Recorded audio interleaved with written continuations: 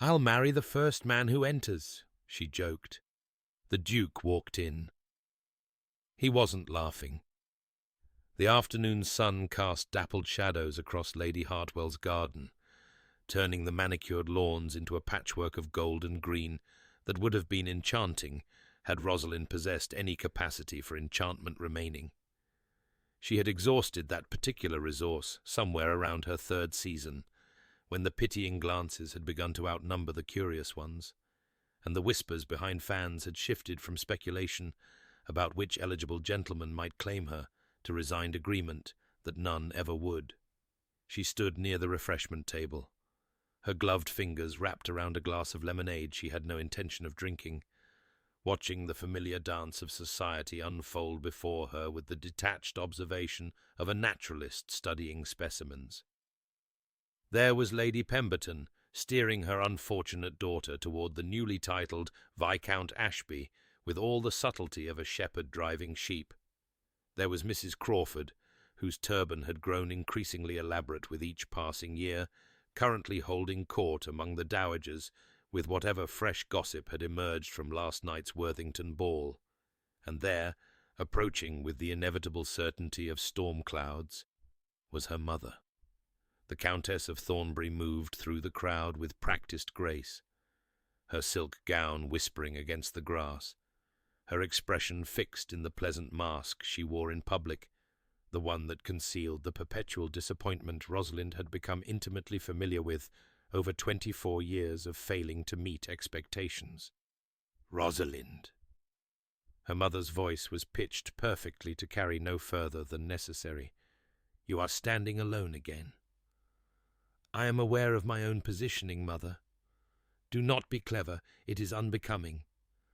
The Countess's gaze swept the garden, cataloguing and dismissing potential matches with the efficiency of a general surveying a battlefield. "Lord Wetherby is here. He was recently widowed. Lord Wetherby is 73 and smells of camphor. He is a marquis. He is also nearly deaf and has the conversational range of a particularly uninspired turnip." Rosalind raised her lemonade glass, not drinking, simply creating a barrier between herself and her mother's ambitions. "I believe I would rather remain unmarried than spend my evenings shouting compliments about root vegetables." The Countess's nostrils flared her only permitted display of frustration. "You believe you would rather, as if you have any notion of what remaining unmarried truly means, as if your father has not made the alternative perfectly clear." The words landed precisely as intended, and Rosalind felt the familiar cold settle in her chest. Mr. Horace Pemberton. Wealthy, certainly. Connected, adequately. Possessed of a fortune made in trade that her father's mounting debts had rendered suddenly acceptable despite years of sneering at the merchant class. Also possessed of small, wet eyes that lingered too long on her bodice, and hands that had, on 2 separate occasions, found their way to her person in manners that could not be entirely attributed to the crush of a crowded ballroom. She had 2 months. 2 months until her father's ultimatum expired, and she would be expected to accept Mr. Pemberton's suit, or find herself cast out without a penny, without references, without any of the protections that came with being the Earl of Thornbury's daughter. "I am aware of the situation," Rosalind said quietly. "Then stop hiding by the lemonade and make yourself agreeable." Her mother's hand closed briefly on her elbow, not an affectionate gesture, merely a corrective one. "God knows it should not be difficult. You are not entirely without looks, and your dowry, while not what it once was, remains respectable. If you would simply learn to hold your tongue—" "If I held my tongue any more firmly, mother, I should swallow it entirely. Better that than the alternative." The Countess released her and turned away. "Lord Wetherby is by the rose arbour. At least make the attempt." Rosalind watched her mother glide back into the social fray, dispensing smiles and nods like a queen granting favours to particularly loyal subjects. The coldness in her chest spread outward, settling into her limbs with the weight of accumulated failures. 5 seasons, 5 years of ballrooms and garden parties and carefully orchestrated introductions, and she had managed to drive away every single prospect with her inability to be what they wanted, what any of them wanted. She set down the lemonade glass with more force than necessary and turned toward the garden's edge, seeking the relative privacy of Lady Hartwell's famous wisteria walk. The trailing purple blooms created a fragrant tunnel, dappled light filtering through the cascading flowers, and Rosalind had nearly reached its sanctuary when a familiar voice stopped her. Running away again? Helena Ashby stood beneath the wistaria's entrance, her widow's grey setting off the dark elegance of her features, her knowing smile suggesting she had witnessed the entire exchange with Rosalind's mother. At 31, Helena had achieved the peculiar freedom of a wealthy widow answerable to no one, pitied by society just enough to be left alone, and possessed of the sharp intelligence that made her the only person in London whose company Rosalind actively sought. "Strategic retreat," Rosalind corrected, joining her friend beneath the purple canopy. "There is a difference." "Is there?" "Certainly. Running away suggests panic. Strategic retreat implies forethought and the intention to fight another day." Helena's smile softened into something more genuine. "And will you fight another day?" Rosalind did not answer immediately. She walked deeper into the wisteria tunnel, Helena falling into step beside her, their skirts brushing against the carpet of fallen petals beneath their feet. The sounds of the garden party faded, replaced by the drowsy hum of bees and the distant call of a songbird. "I am running out of days," she finally admitted. "Father has made his position abundantly clear. Pemberton has made his intentions equally so." "The merchant?" Helena's voice carried careful neutrality, but Rosalind knew her well enough to hear the concern beneath it. "The very same. He has apparently decided that acquiring an earl's daughter would lend his empire a certain legitimacy." Rosalind laughed, the sound brittle even to her own ears. "I cannot imagine why he wants me specifically. Surely there are more biddable daughters available, ones who would not be tempted to discuss his receding hairline at dinner parties." "Rosalind, or his habit of standing too close, or the way his eyes—" She stopped walking, suddenly unable to continue the pretense of levity. "Helena, I cannot marry him.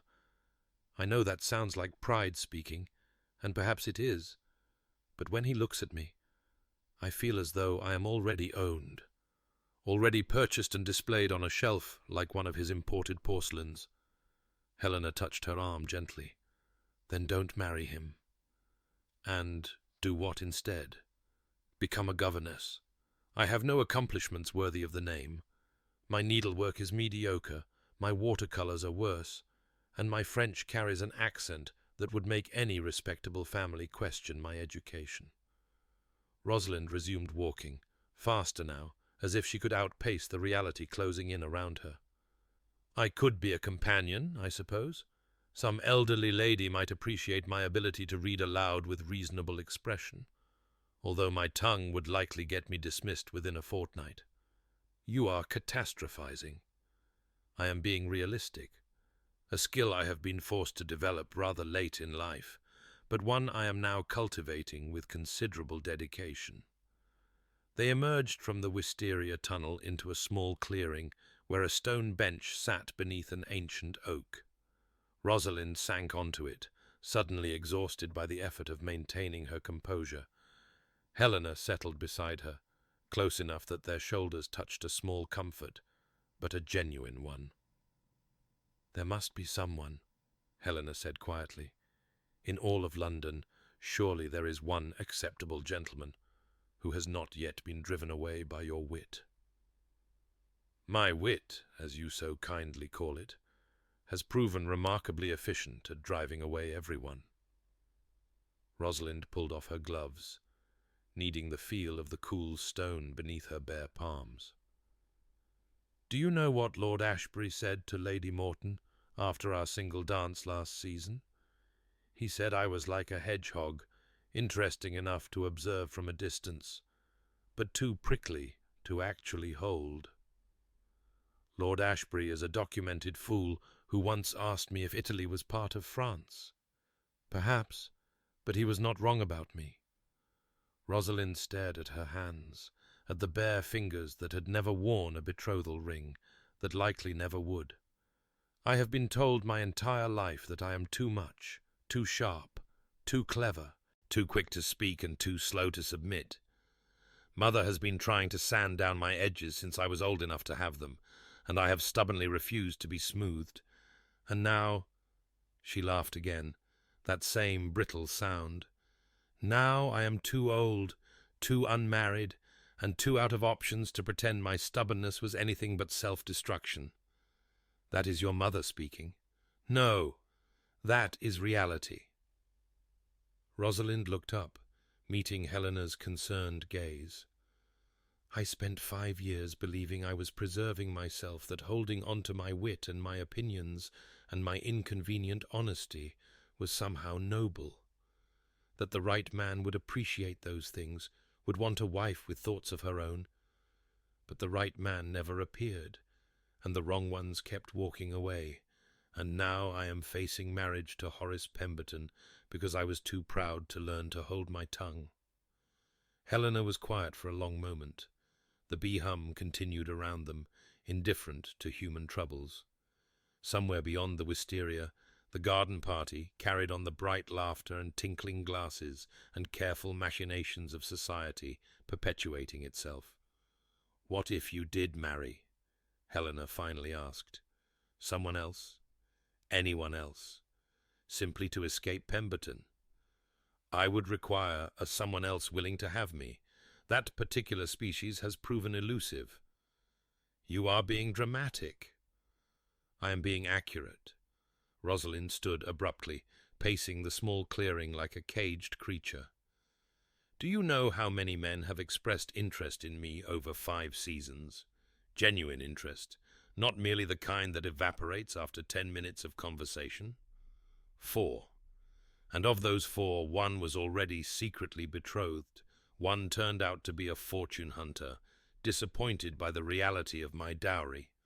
1 died of a fever before anything could come of it, and 1—" She stopped, shaking her head. "1 I drove away myself, because he was kind and dull, and the thought of spending my life making conversation about his hunting dogs made me want to scream into a pillow.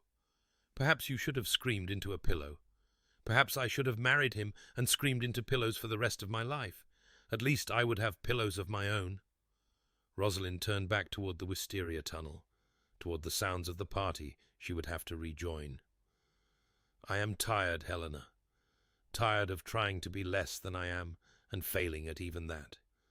Tired of my mother's disappointment and my father's ultimatums and society's endless appetite for watching me fail to secure a husband." She squared her shoulders, reassembling her armor piece by piece. "Perhaps I should simply embrace the absurdity, walk back into that garden and announce that I'll marry the first man who enters through the gate, whoever he may be, regardless of age or appearance or personal hygiene." Helena laughed despite herself. "That would certainly cause a sensation.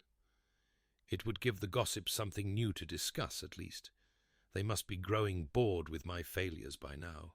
Rosalind began walking, Helena falling into step beside her once more. Perhaps Lord Weatherby would toddle through the gate and I could spend my remaining years shouting compliments about his turnips.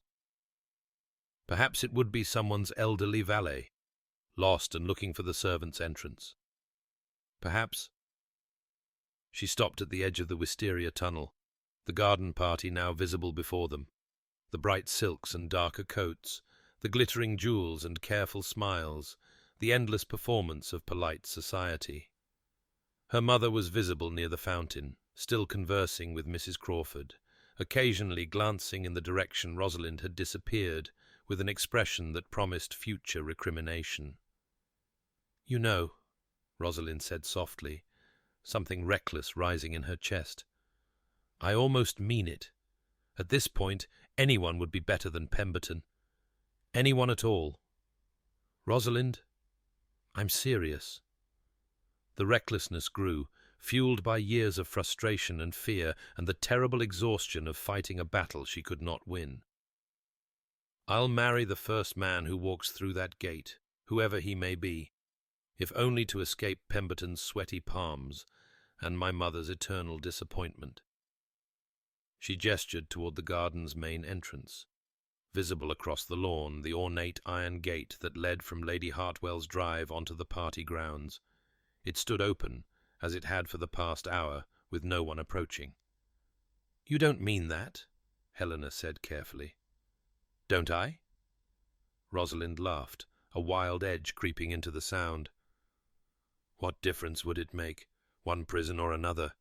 At least if fate chooses for me, I can blame someone other than myself for the outcome." "Rosalind, stop. You're not thinking clearly." But Rosalind was no longer listening. Her attention had been caught by movement at the garden gate, by the dark figure that had appeared as if summoned by her reckless words. She watched, her laughter dying in her throat, as the man passed through the iron archway and paused to survey the scene before him. He was tall, that was her first impression. Tall and dark, with hair that seemed to absorb the afternoon light rather than reflect it, and a bearing that suggested he found garden parties slightly beneath his dignity. His clothes were immaculate, his posture rigid, and as he turned his head toward the wisteria walk toward her, she saw a face of such severe beauty that it bordered on cruelty. Grey eyes, cold as winter, fixed directly on her with an intensity that made her breath catch in her chest. Beside her, Helena made a small, strangled sound. "Oh, God! Who is that?" Rosalind whispered, but even as she asked, some part of her already knew. There was only one man in London who moved through society like an iceberg through warm water, chilling everything in his path. "That," Helena breathed, "is the Duke of Ashworth." The Duke of Ashworth, Sebastian Cole, the man society had nicknamed the Ice Duke for his notorious emotional inaccessibility, the man who had been on the marriage market for over a decade, without ever indicating the slightest interest in any of the women presented to him. The man who was currently walking across Lady Hartwell's lawn with deliberate, measured steps, his winter-grey eyes never wavering from Rosalind's face. He had heard her. The realization hit her like cold water. He had heard every word, had been approaching the gate just as she made her ridiculous declaration, had witnessed her desperate jest, and was now— He stopped 3 feet from where she stood, frozen at the entrance to the wisteria tunnel. Up close, his features were even more severe. Sharp cheekbones, a jaw that seemed carved from marble, and those eyes grey as storm clouds, grey as granite, grey as the sea in winter. His dark hair was touched with silver at the temples, premature but striking, and his expression gave absolutely nothing away. "Lady Rosalind Blackwell." His voice was deep and flat, carrying no warmth whatsoever. It was not a question. "Your Grace." The words emerged automatically, the trained responses of 5 seasons asserting themselves despite her shock. She curtsied, the movement mechanical. "I don't believe we have been formally—" "I accept." The words fell into the afternoon air like stones dropped into still water. Rosalind felt ripples of shock spreading outward, not just through herself, but through the guests who had turned to watch this unprecedented scene, the Ice Duke approaching the Earl of Thornbury's spinster daughter, speaking to her with what almost approached directness. "I beg your pardon," she managed. "Your offer." He didn't blink, didn't smile, didn't show any sign of human emotion whatsoever. "I accept it." The blood drained from Rosalind's face so quickly she felt dizzy. That was not I was merely— You stated, quite clearly, that you would marry the first man who entered through that gate." He nodded toward the iron archway behind him. I am that man. I accept. That was a joke. I am not laughing. No, Rosalind thought wildly, he was not. She had never seen anyone look less amused in her entire life. His face remained perfectly expressionless, those winter eyes holding hers with unnerving intensity, and she felt rather like a rabbit who had just made an unfortunate comment about foxes, only to discover one standing directly behind her. "Your Grace," Helena interjected, her voice admirably steady. "Surely you understand that Lady Rosalind was speaking in jest." It would hardly be appropriate to hold her to a statement made in frustration, in desperation, in earnest. The Duke's gaze flickered to Helena briefly before returning to Rosalind. "I heard the entire conversation, Mrs. Ashby. I am aware that Lady Rosalind faces a choice between an unpleasant match and an uncertain future. I am offering her a third option." "You are not offering anything," Rosalind said, finally finding her voice. "You are making sport of me." For the first time something shifted in his expression, a slight narrowing of the eyes that might have indicated surprise or irritation, or possibly just boredom. "I do not make sport, Lady Rosalind. I do not, in fact, make anything that could be classified as amusing. I am told it is one of my many deficiencies." "Then why would you possibly—" She stopped, aware of the growing audience around them. Lady Morton had drifted closer, her fan fluttering with barely concealed excitement. Mrs. Crawford's turban was practically vibrating with the effort of absorbing gossip. Even her mother had noticed, her face a complicated mask of confusion and dawning hope. "This is absurd," Rosalind said, lowering her voice. "We have never spoken before. We have never even been properly introduced. You cannot simply walk into a garden party and announce your intention to marry a woman you do not know." "And yet I have." He tilted his head slightly, studying her with the detached interest of a scientist examining a specimen. "I require a wife. You require an escape from Mr. Pemberton's sweaty palms, I believe you said. This seems an efficient solution to both problems." "Efficient?" Rosalind repeated faintly. "I am nothing if not efficient." He held out his hand. Not to shake, the gesture was too formal, too deliberate for that. He was offering to lead her into the garden, into the full view of society, into a situation she could not easily escape. "Walk with me, Lady Rosalind. We have much to discuss." She should refuse. Every instinct she possessed was screaming at her to refuse, to laugh off his bizarre proposal, to retreat into the safety of the wisteria tunnel and pretend this entire encounter had never happened. But something in his eyes stopped her, something beneath the ice, glimpsed only for an instant before it vanished again.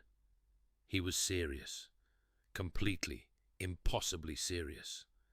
And she, for all her wit and her words and her carefully constructed armor, could not think of a single thing to say that would make him go away.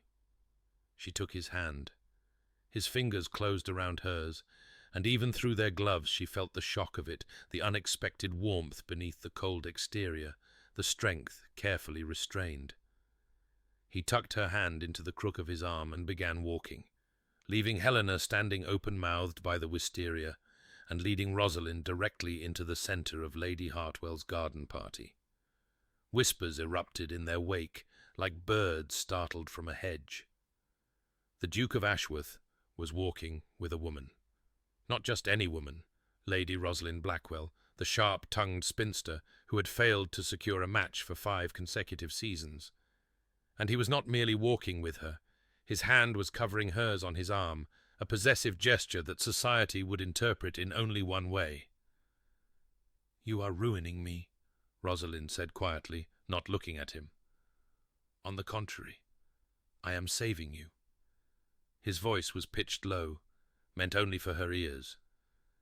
"Your reputation will be enhanced, not damaged by my attention. I am a duke. My interest elevates anyone it touches." "Your interest?" Is that what this is? It is what it will appear to be. He steered her toward a secluded corner of the garden, away from the most obvious eavesdroppers. In reality, this is a practical arrangement. I require a duchess, you require an escape. Neither of us will be disappointed, because neither of us will expect anything from the other. They stopped near a stone wall covered in climbing roses, the heavy blooms providing some measure of privacy. Rosalind extracted her hand from his arm and turned to face him, finally allowing herself to study him properly. Up close, the severity of his features was almost overwhelming all sharp angles and cold surfaces, like a sculpture that had never been warmed by human hands. "Why me?" she asked bluntly. "Of all the eligible women in London, many of whom are younger, prettier, and far better behaved, why would you choose me based on an overheard joke?" He regarded her with that same clinical detachment. "Because you do not want to marry me." Rosalind blinked. "That is your qualification?" "It is the only one that matters." He clasped his hands behind his back, his posture so rigid it seemed painful. "I have no interest in a wife who harbors romantic expectations. No interest in a marriage built on feeling or sentiment or any of the other dangerous foolishness that destroys otherwise sensible people.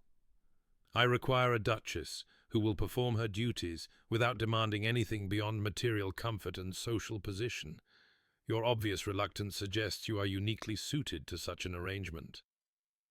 "My obvious reluctance," Rosalind repeated slowly, "is to marriage in general, not to you specifically."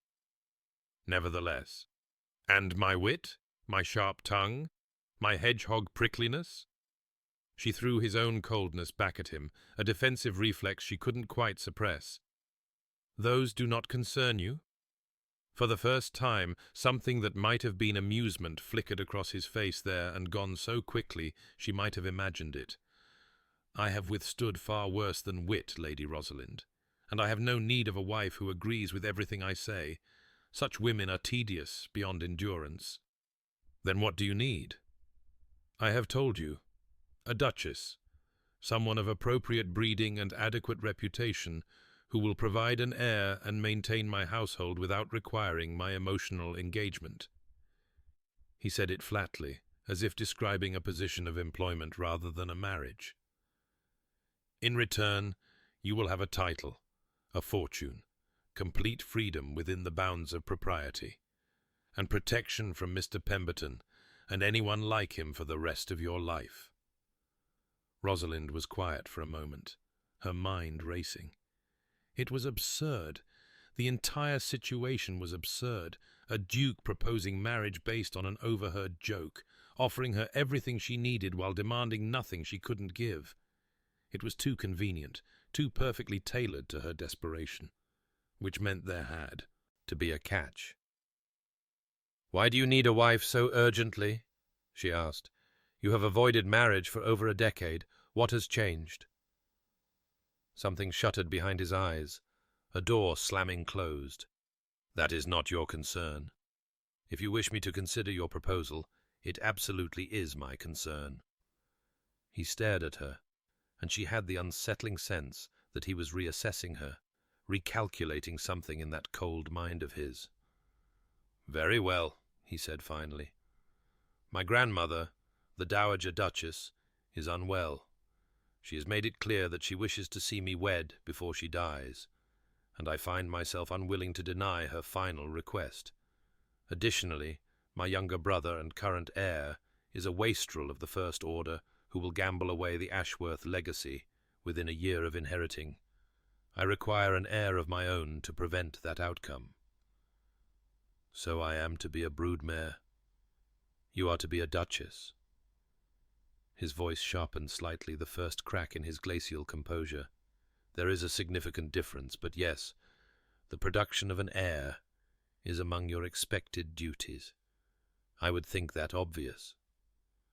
Rosalind looked away, toward the roses climbing the stone wall.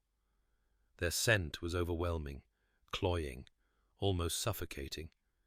She thought of her father's ultimatum, of Pemberton's wet eyes and wandering hands, of her mother's endless disappointment. She thought of screaming into pillows for the rest of her life. "And if I agree," she said quietly, "what then? We marry, I provide your heir, and we spend the rest of our lives as strangers sharing a household? Would you prefer otherwise?" The question caught her off guard. She looked back at him, searching his face for mockery, for cruelty, for anything that would help her understand him, but his expression remained impenetrable, a fortress with the drawbridge raised. "I don't know what I prefer," she admitted. "I stopped thinking about preferences somewhere around my third season, when it became clear that my preferences were irrelevant to my fate." "Then consider this. With me, your preferences will be entirely your own." He moved slightly closer, not threatening but deliberate, ensuring she understood the weight of his words. "I will not attempt to change you, Lady Rosalind. I will not sand down your edges or silence your wit, or demand that you become less than you are. I require only discretion in public and cooperation in private. Beyond that, you may be as sharp and clever and inconvenient as you please." It was, Rosalind realized, the strangest proposal she could have imagined. Not romantic, not passionate, not even particularly kind. But it was honest, ruthlessly, bleakly honest, in a way she had never encountered in 5 years of navigating society's endless games. "I need time to consider," she said. "You do not have time." His voice was flat, not cruel, but factual. "Tomorrow, the gossip from today will have spread through every drawing-room in London. The Duke of Ashworth approached Lady Rosalind Blackwell at Lady Hartwell's garden party and held an extended private conversation. By afternoon, speculation will be rampant. By evening, expectations will be fixed. If I do not call on your father tomorrow morning with an offer, your reputation will suffer from my attention rather than benefit from it." "Then why did you approach me so publicly?" "Because you made your desperation public first." He raised an eyebrow, the first real expression she had seen on his face. "I merely took advantage of the opportunity you provided. That is manipulative. That is practical. I do not have time for a lengthy courtship, Lady Rosalind. My grandmother is dying. My brother is waiting to inherit and destroy everything my family has built over centuries. And you—" His gaze swept over her, assessing. "You are running out of options and too proud to accept the ones available to you. We are both, it seems, somewhat desperate. Shall we be desperate together?" Rosalind laughed before she could stop herself, a genuine laugh, surprised out of her by the sheer audacity of his proposal. "That is perhaps the least romantic thing anyone has ever said to me. I have never been accused of romance." He didn't quite smile, but something around his eyes softened almost imperceptibly. "Do we have an understanding?" She should say no. Every rational part of her mind was insisting that she should say no, thank him for his peculiar offer, and retreat to the safety of uncertainty rather than commit to a life with this strange, cold, utterly unreadable man. But another part of her, the part that had spent 5 years fighting and losing, the part that was so terribly tired of being too much and not enough, whispered that this was the escape she had dreamed of. Not happiness, perhaps, but freedom of a kind. "If I accept," she said slowly, "there will be conditions." "Name them." "I will not be treated as a possession. I may have to marry for practical reasons, but I will not become invisible inside my own household. You will be the Duchess of Ashworth. Invisibility would be impossible even if I desired it. And I want—" She hesitated, unsure how to articulate the formless yearning that had lived inside her for as long as she could remember. "I want to be seen, not just as a duchess, not just as a producer of heirs, but as a person. I have spent my entire life being told I am too much, and I am tired of trying to be less.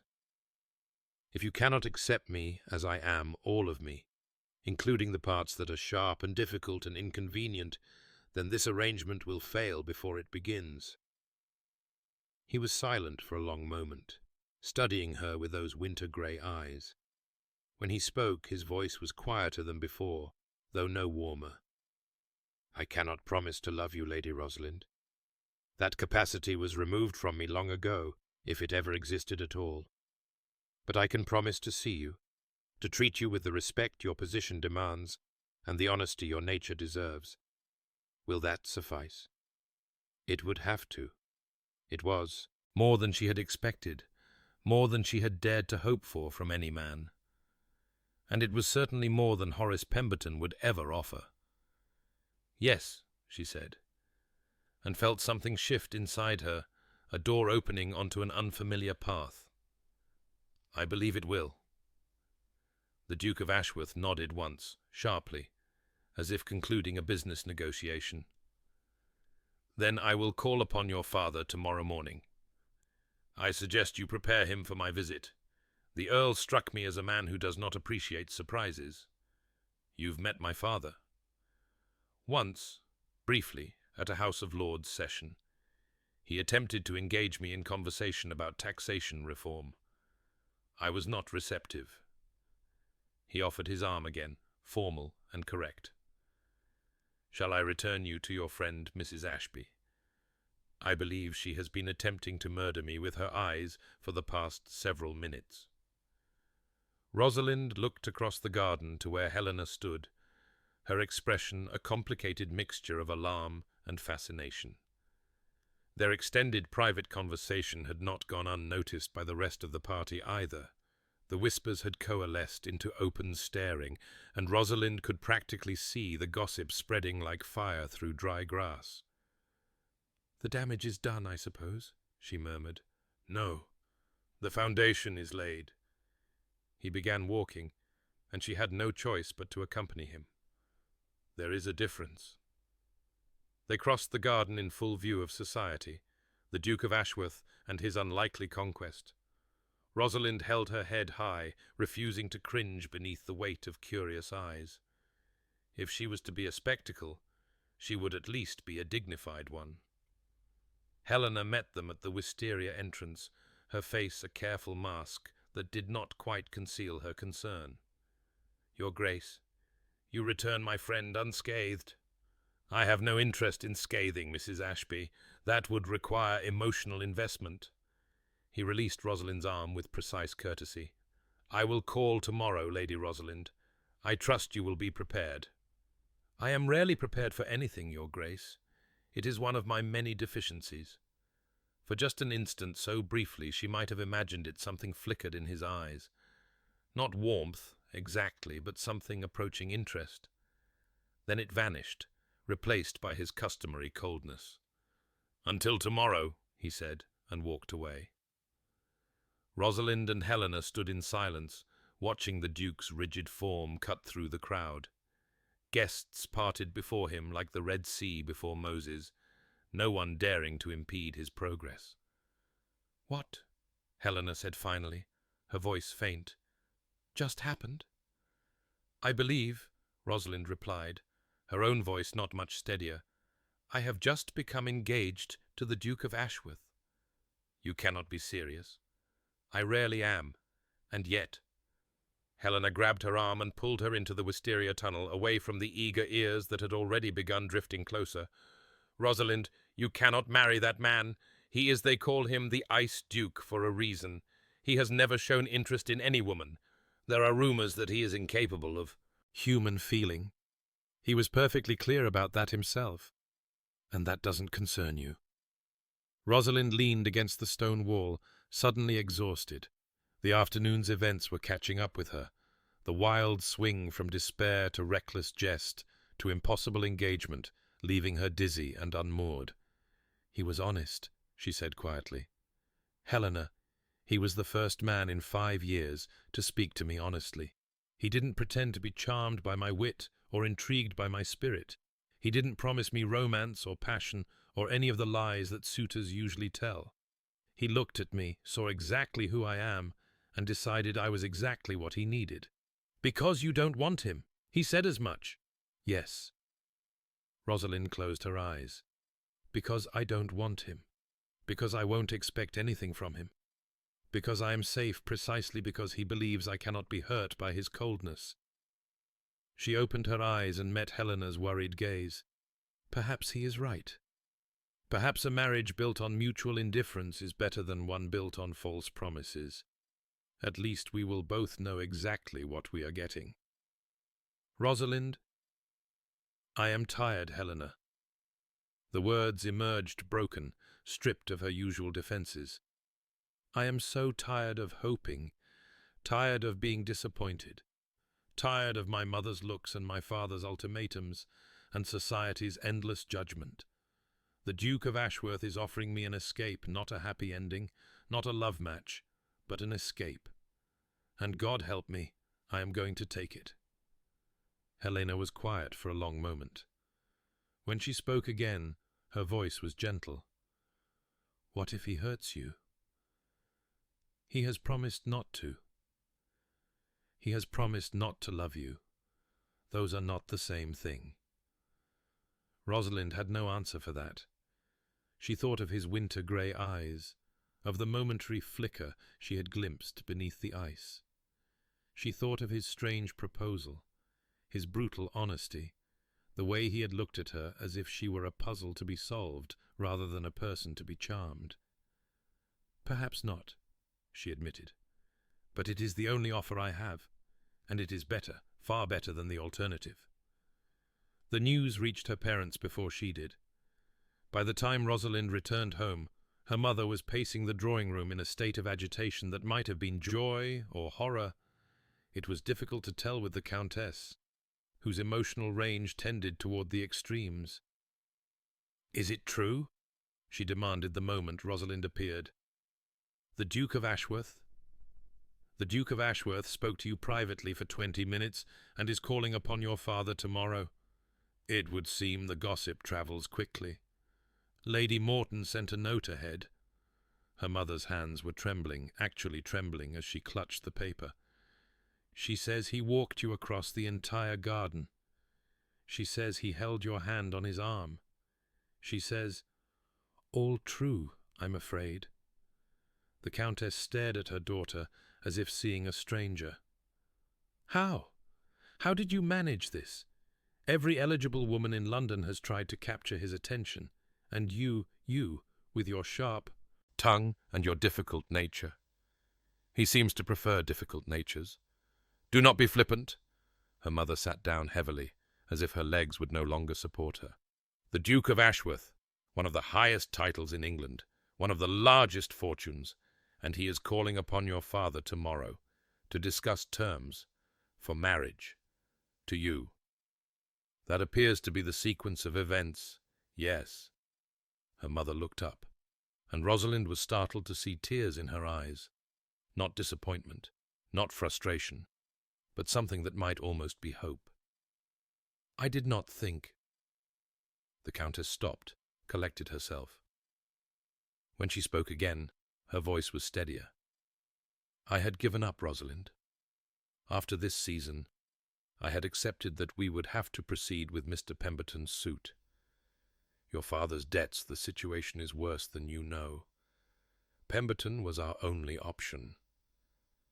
I am aware of the situation. You are not." Her mother shook her head. "There are debts even I don't fully understand. Your father has been reckless, desperate. Pemberton offered to settle everything in exchange for your hand, and we had no choice but to consider it." Rosalind felt cold wash through her. "Then my marriage to the Duke changes everything." Her mother rose and crossed to her, taking Rosalind's hands in hers, a gesture of affection so rare that it made Rosalind's throat tighten. "A duchess! My daughter! A duchess! With access to one of the great fortunes of England. Your father's debts will be nothing against the Ashworth resources. We will be saved, Rosalind, all of us, because of you." It was not, Rosalind thought, the most romantic reason to marry. But it was honest. Perhaps that was what she valued now, honesty over romance, security over passion. Perhaps that was all that was left to value. "Mother," she said carefully, "you should know that the Duke is not. He is not an affectionate man. This will not be a love match. Love matches are for novels and foolish girls." The Countess squeezed her hands, her expression practical and unromantic as ever. "What matters is position, security, protection. Love is a luxury, and we have never been wealthy enough for luxuries." She paused, studying Rosalind's face. "Can you do it? Can you live with a man who offers you everything except his heart?" Rosalind thought of the wisteria tunnel, of her wild declaration, of the Duke's winter eyes and his uncompromising honesty. "I believe," she said slowly, "that his heart was never part of the offer. And perhaps that is for the best." Her father received the Duke the next morning at precisely 10 o'clock. Rosalind was not invited to the meeting, of course. Such negotiations were conducted between men, concerning the transfer of property and title and expectations, as if the bride herself were merely another asset to be listed in a ledger. She waited in the morning room, embroidery untouched in her lap, ears straining for any sound from the study down the hall. Helena arrived at 10:30, having apparently decided that propriety could not prevent her from offering moral support. She sat beside Rosalind and took her hand without speaking, and they waited together as the clock ticked away minutes that felt like hours. At 11, the study door opened. Rosalind heard the low rumble of male voices, the decisive cadence of her father's, the colder precision of the Duke's. Footsteps in the hallway, her heart hammering against her ribs. The morning-room door opened, and the Duke of Ashworth entered. He looked exactly as he had the day before, immaculately dressed, rigidly postured, his face revealing nothing.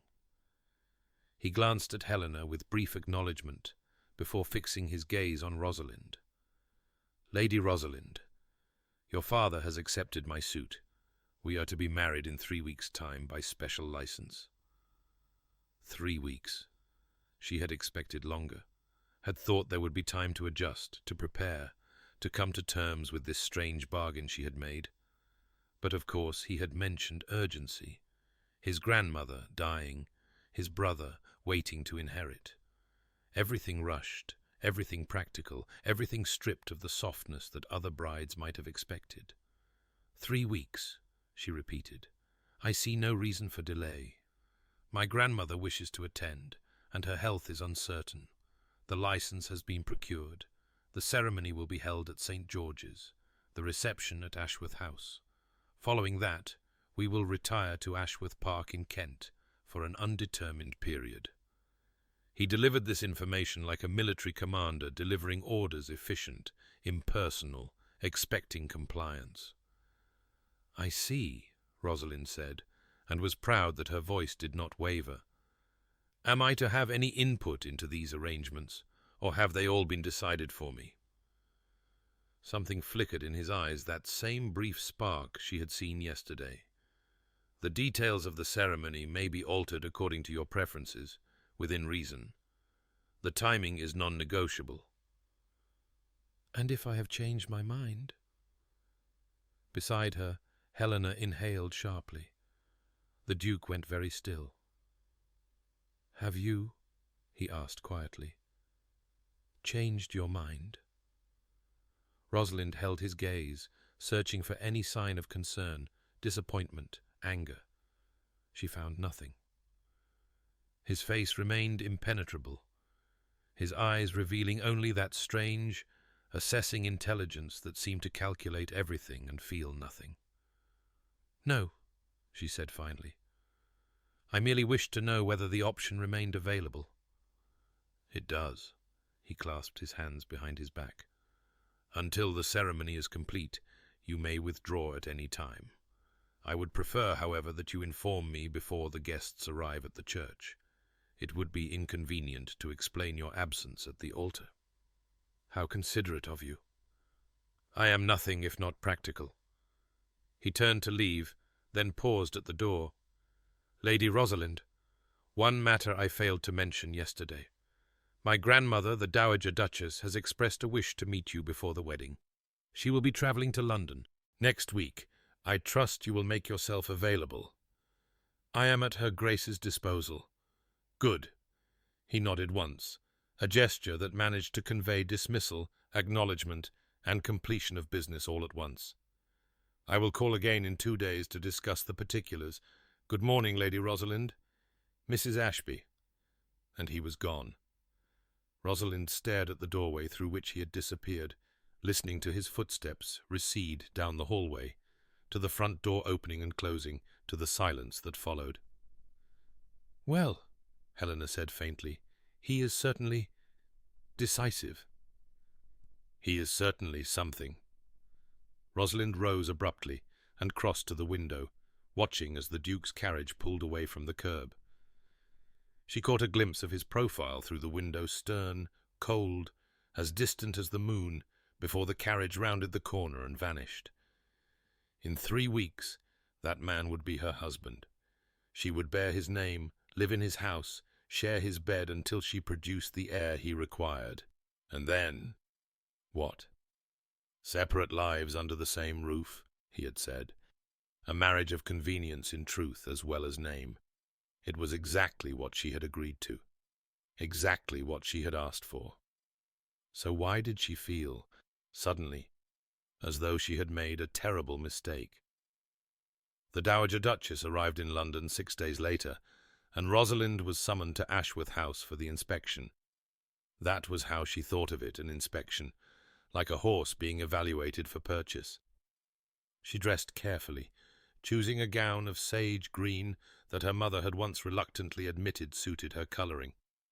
She practised neutral expressions in the mirror, then abandoned the effort when she realised she was incapable of neutrality. The Ashworth townhouse was a monument to old wealth and older power, its stone facade looming over the street with dignified severity. Rosalind was shown to a sitting room on the first floor, where she expected to find the Duke waiting to make introductions. Instead, she found only an old woman. The Dowager Duchess sat in a chair by the fire, wrapped in shawls despite the warmth of the day. She was small, shrunken by age and illness, but her eyes were bright and sharp, taking Rosalind's measure with an intelligence that reminded her, uncomfortably, of her grandson. "Come in, girl. Don't hover in the doorway like a ghost."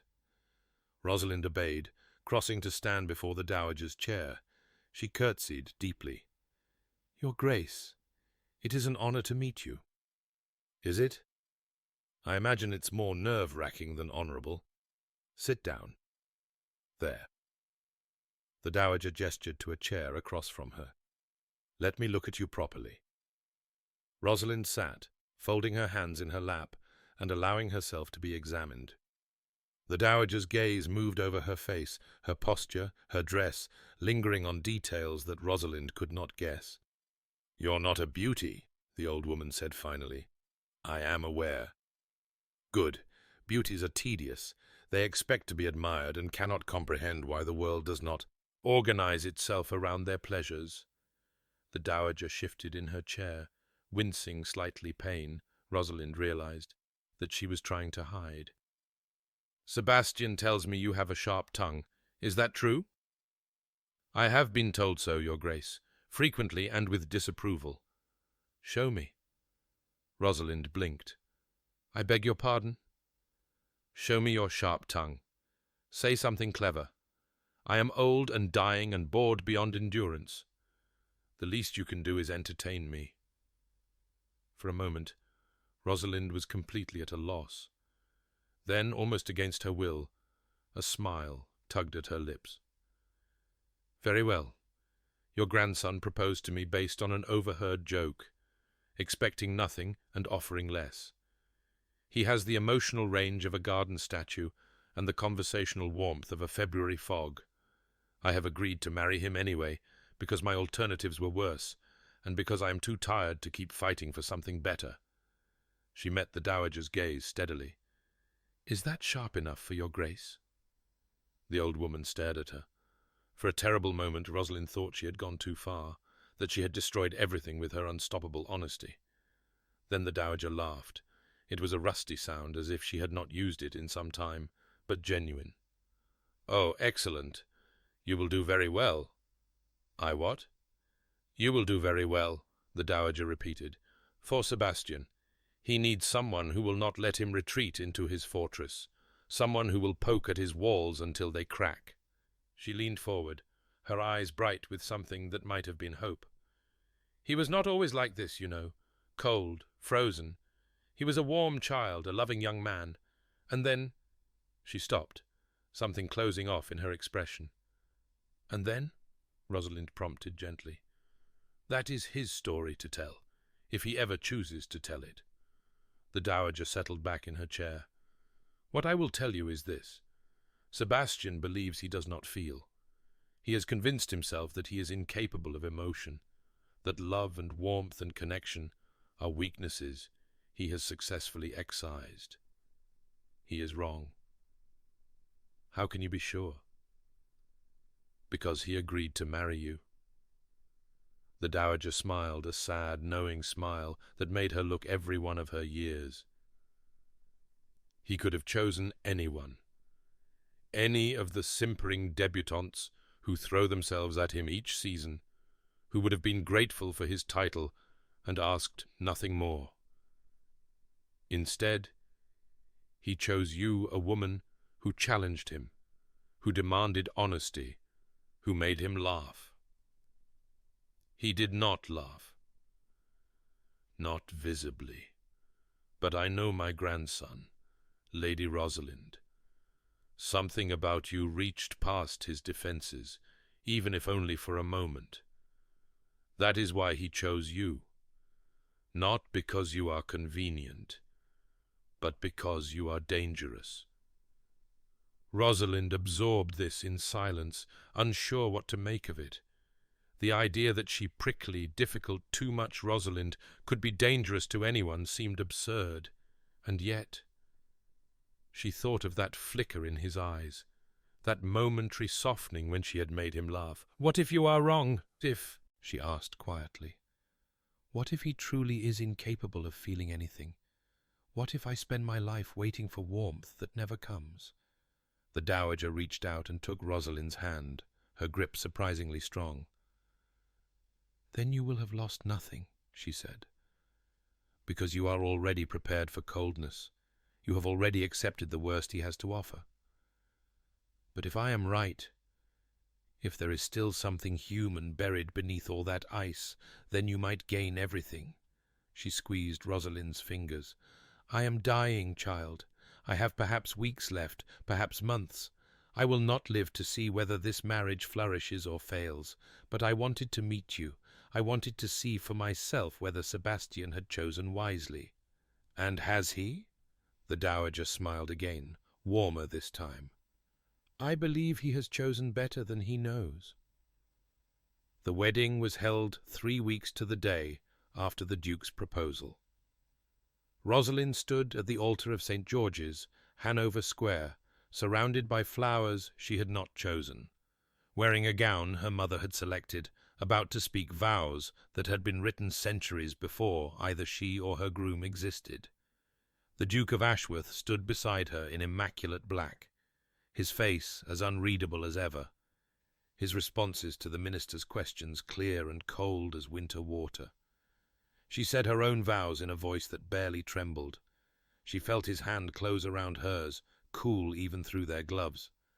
She watched his face as the minister pronounced them man and wife, searching for any sign of emotion, relief, resignation, even regret.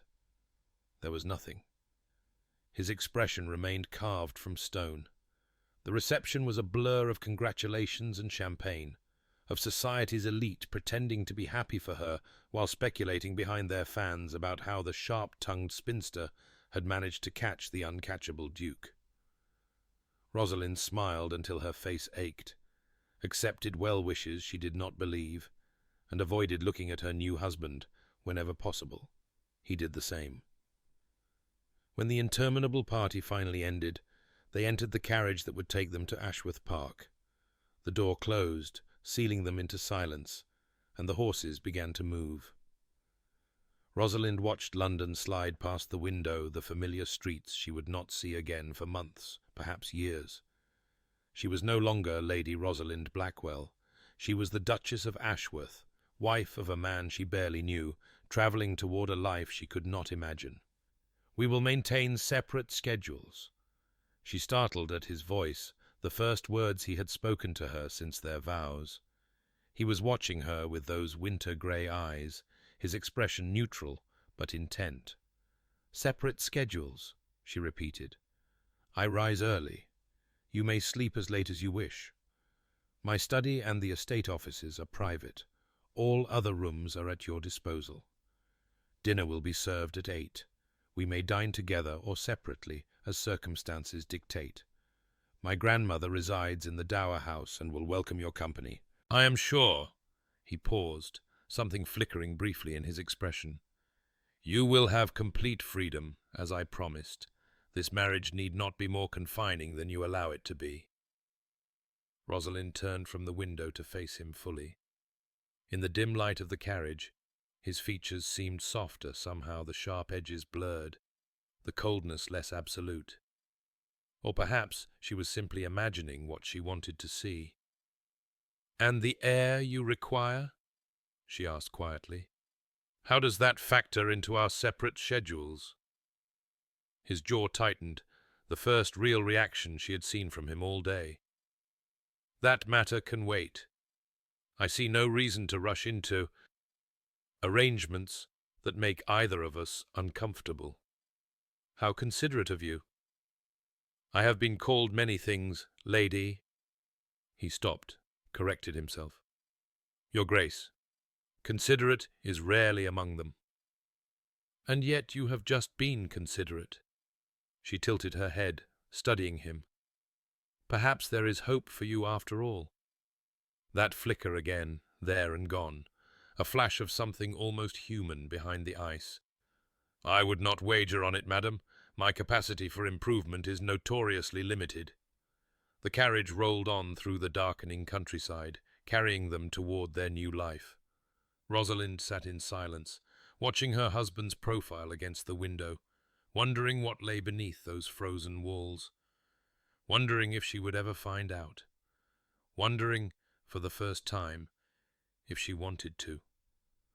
When the lights of Ashworth Park finally appeared on the horizon, a great golden glow against the purple sky, Sebastian spoke again. "Welcome home, Your Grace." Home. Rosalind tasted the word, found it strange on her tongue. She had never felt at home anywhere, not really. Not in her father's house, where she had always been too much. Not in London's ballrooms, where she had never been enough. Could she find home here, in this grand estate, with this cold and distant man? She did not know.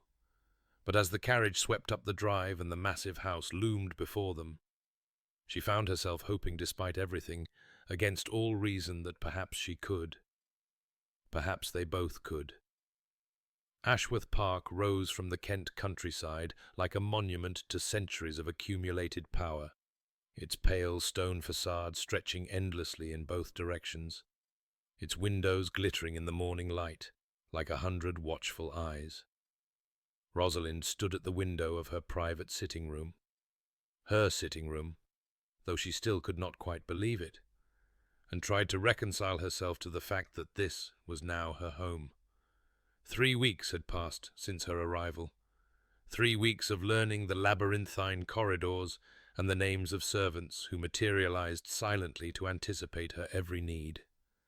3 weeks of dinners eaten in near silence across a table long enough to seat 30, her husband's face distant and unreadable at the far end. 3 weeks of separate schedules, separate lives, separate everything. She had not seen Sebastian alone since their wedding. Night and that encounter had been mercifully brief, nothing more than a formal good night at the door of her chambers before he disappeared into the master suite adjoining hers. A door connected their rooms. It had remained firmly closed on both sides. "Your Grace?" Rosalind turned to find Mrs. Pemberton no relation to the odious Horace, thank heaven, hovering in the doorway. The housekeeper was a sturdy woman of middle years with iron-grey hair and an expression of perpetual efficiency that Rosalind found both intimidating and oddly comforting. "Yes, Mrs. Pemberton? Her Grace, the Dowager, has sent word that she would welcome your company for tea this afternoon, if you are not otherwise engaged." Rosalind suppressed a bitter smile.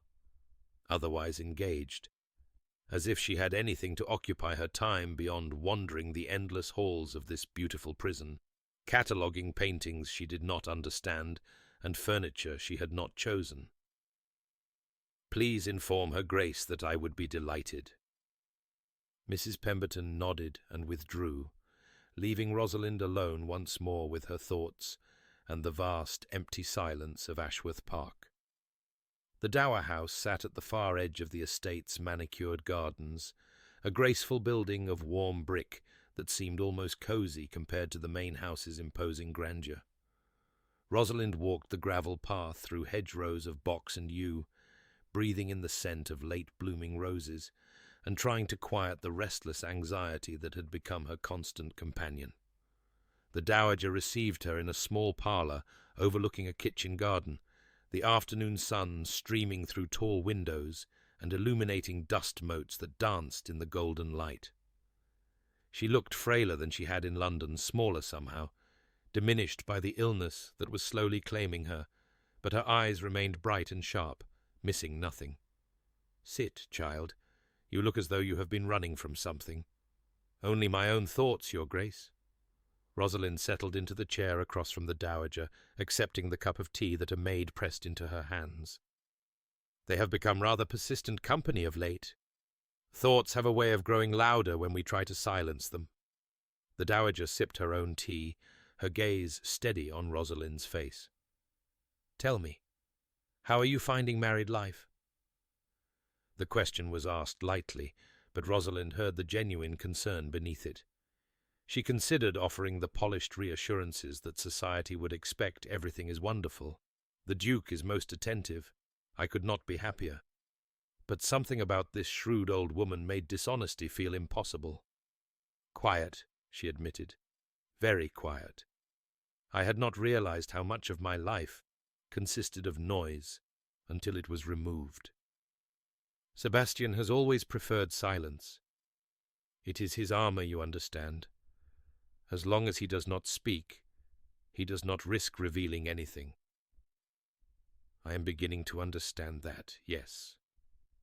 The Dowager set down her teacup with a decisive clink. "And what do you intend to do about it?" Rosalind blinked. "I beg your pardon." "You heard me perfectly well. My grandson has spent 12 years building walls around himself, and you have been here 3 weeks doing nothing but respecting those walls. That may be very proper, but it is also very foolish." The old woman leaned forward, her eyes fierce despite her frailty. "He chose you, Rosalind. Out of all the women in London, he chose the one with a sharp tongue and a stubborn spirit. Why do you suppose that is? Because I expected nothing from him. Because you would not let him hide." The Dowager shook her head impatiently. "Sebastian thinks he wants a wife who will leave him alone. He is wrong. He wants someone who will force him to feel again, even if he has forgotten how to ask for it. You must be that someone, child, or this marriage will wither before it ever has a chance to bloom." Rosalind was silent for a long moment, turning the words over in her mind. Force him to feel again. It sounded exhausting, and possibly hopeless. Sebastian had made his preferences abundantly clear. He wanted a wife in name only, a duchess to perform the necessary social functions, a body to produce an heir. He had not asked for a companion, a confidant, a friend. But then he had also not asked for a wife who challenged him. And yet he had chosen her. "How?" she finally asked. How do I reach a man who has made an art of being unreachable? The dowager smiled that same sad, knowing smile Rosalind remembered from their first meeting. You begin by refusing to be ignored. You insert yourself into his life in ways he cannot anticipate or dismiss. You show him that you are not a convenience, but a person, with thoughts and feelings and needs that deserve his attention. She paused, her expression softening. And you are patient, child, so very patient, because the ice did not form overnight, and it will not melt overnight either. The first step, Rosalind decided, was to stop being invisible. She began with small incursions, appearing in rooms where Sebastian might be, at times when their separate schedules might accidentally overlap. She joined him for breakfast one morning, arriving early enough to catch him before he retreated to his study, and was rewarded with a look of such pure startlement that she nearly laughed. "Good morning, Your Grace." She settled into the chair across from him, helping herself to toast and eggs from the sideboard with deliberate casualness. "I find I have grown weary of eating alone. I trust you do not object to company." He stared at her for a long moment, his newspaper frozen mid-turn. "I was not aware that you rose this early. I have been persuaded to adjust my habits." She bit into her toast, meeting his gaze without flinching. "The country air seems to agree with me. I find myself restless if I remain in bed past 7. Something flickered in his expression, confusion perhaps, or suspicion. But he said nothing more, merely returning his attention to his newspaper with a slight furrow between his brows. Rosalind counted it as a victory. She expanded her campaign over the following days. She appeared in the library when he was reading, settling into a chair with her own book, and refusing to acknowledge his pointed silence. She walked the gardens at times when she knew he often did the same, offering pleasant commentary on the weather that he had no choice but to respond to without seeming unutterably rude. She asked questions about the estate, the tenants, the farming practices, the history of the house, questions that required more than monosyllabic answers. At first, Sebastian seemed merely bewildered by her sudden ubiquity. He answered her questions with clipped precision, tolerated her presence at breakfast with stiff courtesy, and generally behaved as though she were a somewhat puzzling house guest who had overstayed her welcome. But gradually, almost imperceptibly, something began to shift. It started with the servants. Rosalind had never been comfortable with the rigid hierarchy that governed great houses, the careful distance maintained between masters and those who served them. She found herself chatting with the maids who tended her rooms, asking after the health of the cook's ailing mother, remembering the name of the young footman whose sister had just been married. Small kindnesses, the sort of human connections that came naturally to her, but were apparently unprecedented in the Ashworth household. Word spread, as she had known it would, and Sebastian, who kept closer watch on his household than he pretended, began to notice. "I understand you have been visiting the kitchens." Rosalind looked up from her book. She had chosen the library again today, as she did most afternoons, to find Sebastian standing in the doorway. He had not entered without announcement since their wedding. This small breach of protocol felt significant somehow. "I have," she agreed. "Mrs. Finch makes the most extraordinary scones, and I wished to tell her so directly. It seemed more personal than relaying my compliments through half a dozen intermediaries. That is not how things are done. So I have been informed." She turned a page, not looking at him. "I have also been informed that my behavior is confusing the staff, who are unaccustomed to courtesy from their employers. I find that rather sad, don't you?" She heard rather than saw him enter the room, his footsteps measured on the polished floor. He stopped somewhere behind her chair, close enough that she could feel his presence, like a change in the air pressure. "You are disrupting the household routines." "I am establishing new ones." She finally looked up, twisting in her chair to meet his gaze. "You told me I would have complete freedom within this house. I am exercising that freedom." "I did not expect you to exercise it in the kitchens." "Then perhaps you should have been more specific." She smiled, the expression sharper than she intended. "But I suspect the real objection is not where I am exercising my freedom, but that I am exercising it at all. You expected me to remain quietly in my rooms, emerging only for dinners and official functions. You expected me to be decorative and unobtrusive, like another piece of furniture." His jaw tightened, that familiar tension that meant she had struck too close to the truth. "I expected you to behave with appropriate dignity for a Duchess of Ashworth." "And have I not?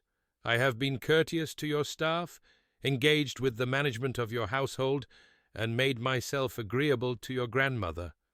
I fail to see how any of this falls short of ducal dignity."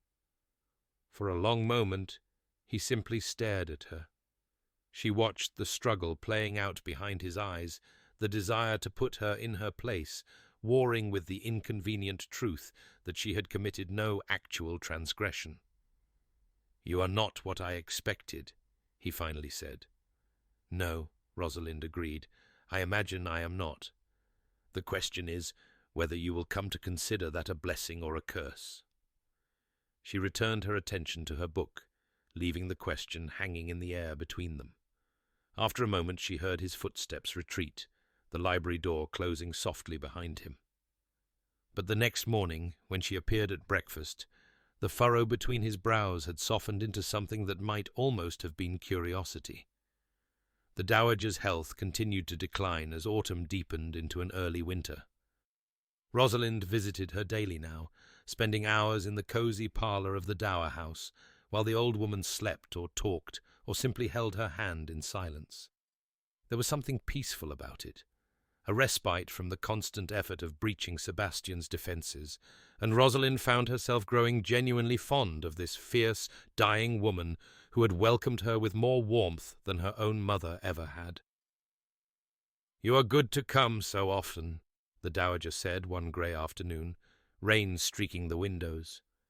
"Most young brides would find better uses for their time." "Most young brides have husbands who speak to them." Rosalind refilled the dowager's teacup, adding precisely 2 lumps of sugar, as she had learned she preferred. "I find I am rather starved for conversation." "Sebastian still keeps his distance?" "Sebastian still keeps everything at a distance. I have managed to infiltrate his breakfast table and his library, but anything beyond that remains firmly barricaded." She sighed, setting down the teapot. "I begin to wonder if your grandson is simply incapable of human connection, regardless of what either of us wishes." The dowager shook her head slowly. "I told you it would take patience." "Yes, but you did not tell me how much. I have been here 2 months, Your Grace. 2 months of inserting myself into his life, of refusing to be ignored, of waiting for some crack in his armour. And still he looks at me as though I am a particularly persistent puzzle he cannot quite solve. That is progress." "Is it? Because from where I sit, it feels rather more like stagnation." The old woman was quiet for a moment, her gaze distant, lost in memories Rosalind could not access. When she spoke again, her voice was softer, touched with a sorrow that made Rosalind's chest ache. "Sebastian was not always like this. When he was young before Catherine, before all of it, he was the warmest of my grandchildren. Quick to laugh, quick to love, quick to trust. His mother's death wounded him, certainly, but he healed from that. It was what came later that froze him." Rosalind leaned forward, hungry for any insight into the enigma she had married. "Catherine, his first betrothed, the carriage accident." The dowager looked at her sharply. "Who told you about Catherine?" "Lord Marcus, at a dinner some weeks ago. He mentioned it in passing that Sebastian had been engaged before to a woman who died." Marcus should learn to hold his tongue. But there was no real anger in the dowager's voice, only weariness. Yes, Catherine. Catherine Ashby, Helena's sister-in-law by marriage. She was everything Sebastian thought he wanted. Gentle, sweet, adoring. She looked at him as though he had hung the moon, and he was young enough to believe that was the same as love. What happened? The accident. The dowager closed her eyes. 3 days before the wedding. Sebastian had insisted on travelling to view a property. Despite the weather, there had been storms. The roads were dangerous, but he was impatient.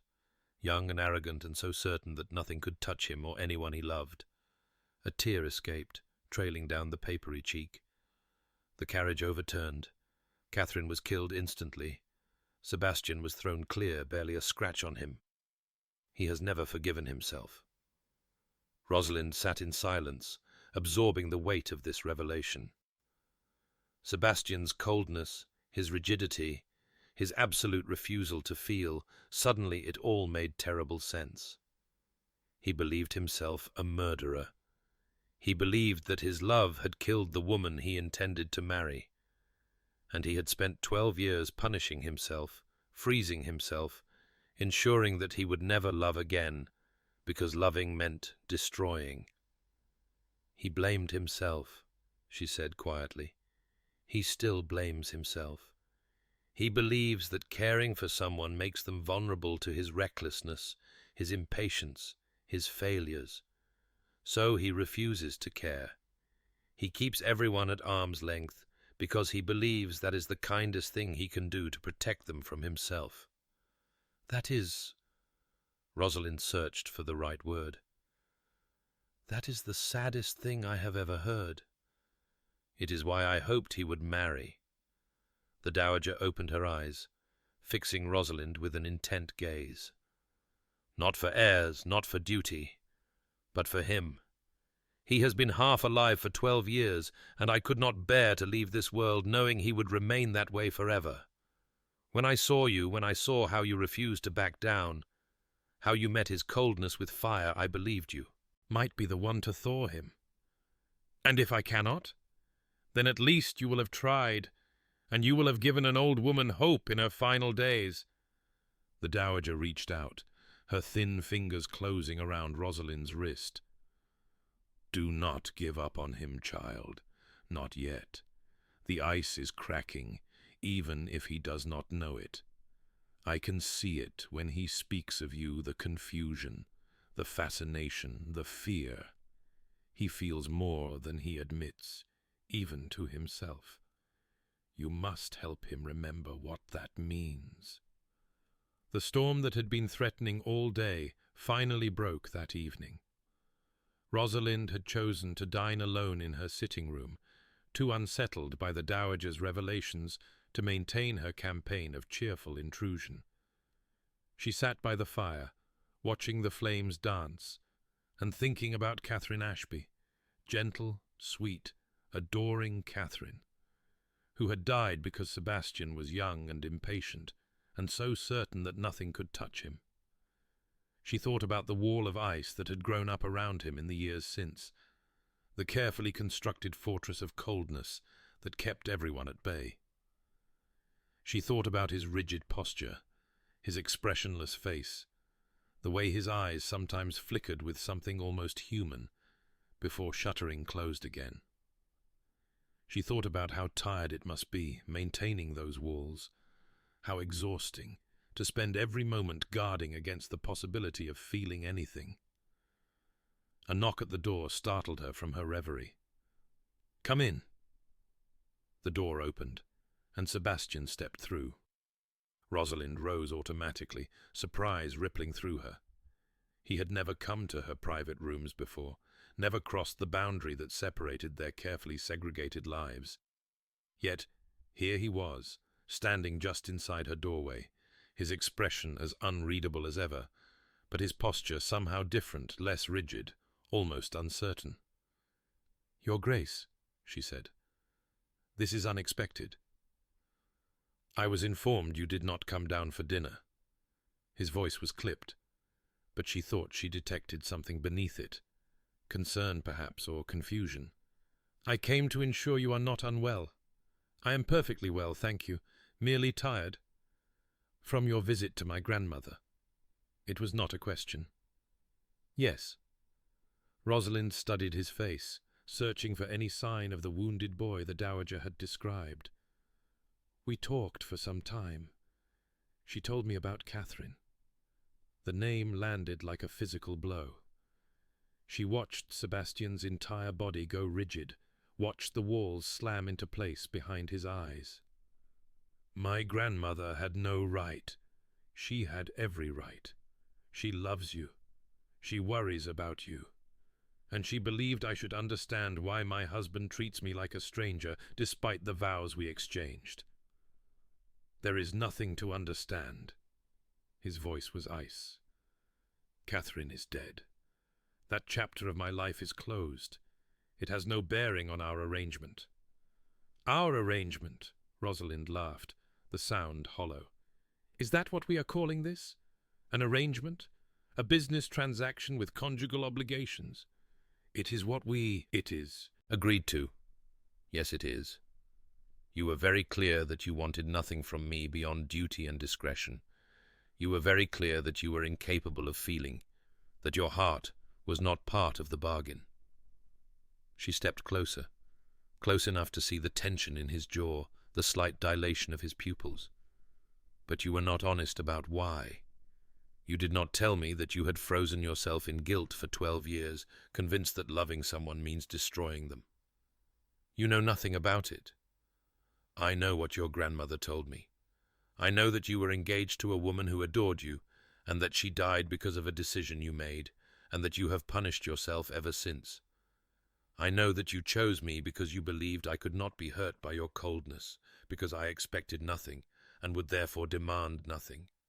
Her voice cracked slightly on the next words. I know that you thought you were protecting me, protecting both of us, by ensuring that neither of us would ever feel anything. Sebastian said nothing. His face had gone pale, bloodless, his hands clenched into fists at his sides.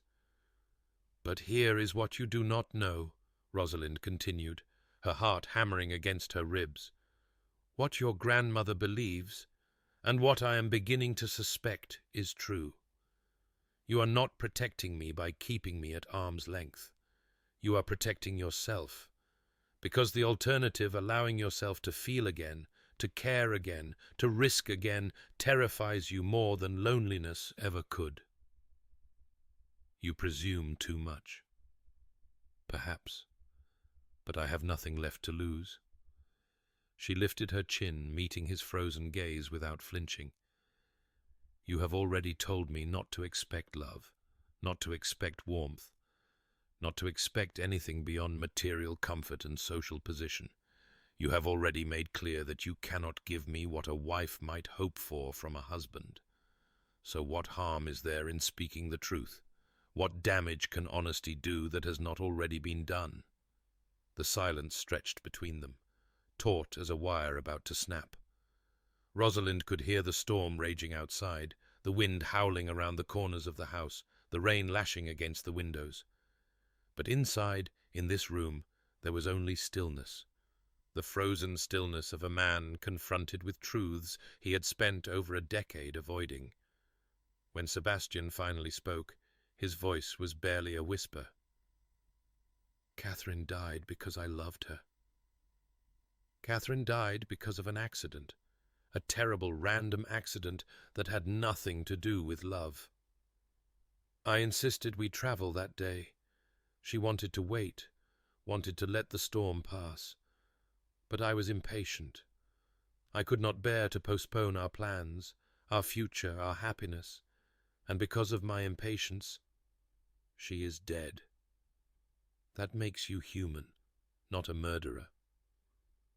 Rosalind's own voice was gentler now, the anger fading into something closer to compassion.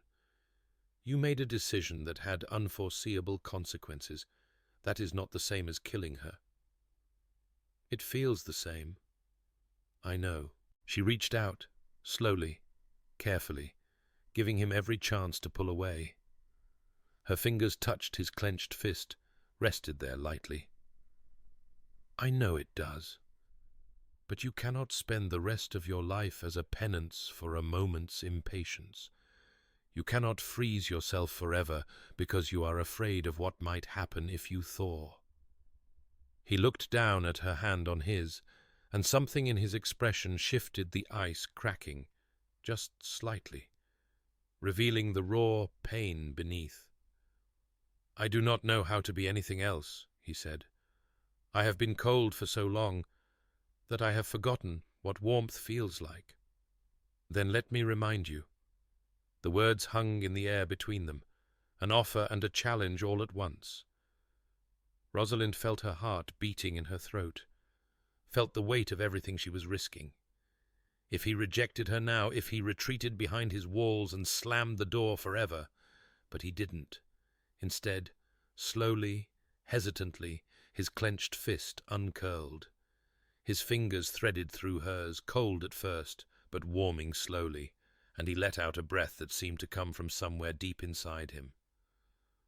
"I do not know how to do this," he said again, but this time the words sounded less like a refusal and more like a confession. "Neither do I." Rosalind squeezed his fingers gently. "But perhaps we can learn together."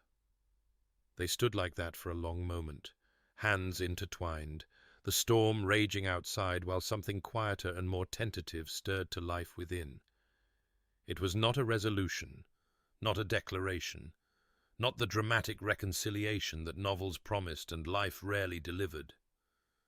But it was a beginning, and for now, that was enough. The morning after the storm dawned grey and gentle, the fury spent and replaced by a soft mist that veiled the gardens in mystery. Rosalind woke early, her sleep having been fitful, her mind churning with fragments of the previous night's conversation. Sebastian had left eventually, retreating to his own rooms with a formal good night that might have been discouraging had she not seen the way his hand lingered on hers before releasing it. He was not healed. She was not foolish enough to believe that one honest conversation could undo 12 years of careful freezing, but something had shifted between them. A door had opened, even if only a crack. She dressed simply and went down to breakfast, half expecting to find him absent, to discover that the daylight had restored his defences and returned them to the careful distance they had maintained before. But he was there. Seated at his usual place, newspaper in hand, he looked up when she entered, and for just a moment something warm flickered in those winter-grey eyes before the familiar mask descended. "Good morning," she said, taking her seat across from him. "Good morning." They ate in silence, but it was a different silence than before, less rigid, less intentional. He passed her the toast without being asked. She poured his tea exactly as he preferred it, having learned his habits, through weeks of careful observation. Small intimacies, the sort of unspoken communication that develops between people who are paying attention to each other. "I thought I might walk to the Dower House this morning," Rosalind said eventually. "Your grandmother was feeling poorly yesterday. I want to ensure she has recovered." Sebastian set down his newspaper, his expression shifting to something that might have been concern. "I had a message from her physician this morning. Her condition is declining." The words landed heavily. Rosalind set down her teacup, her appetite suddenly gone. "How quickly?" "He cannot say for certain. Weeks, perhaps. Perhaps less." Sebastian's voice was carefully controlled, but she could see the tension in his shoulders, the tightness around his eyes. "I should have visited her more often. I should have—" He stopped, his jaw working. "She knows you love her," Rosalind said gently. "She has told me so many times. She is not disappointed in you, Sebastian. She never has been." He looked at her then, really looked at her, and she saw the fear beneath the ice, the terror of losing someone else, of watching helplessly while death claimed another person he loved. "Will you come with me?" he asked. "To see her today?" It was the first time he had asked her for anything, the first time he had acknowledged that he might need her presence, her support, her simple companionship. "Of course," she said. "Of course I will."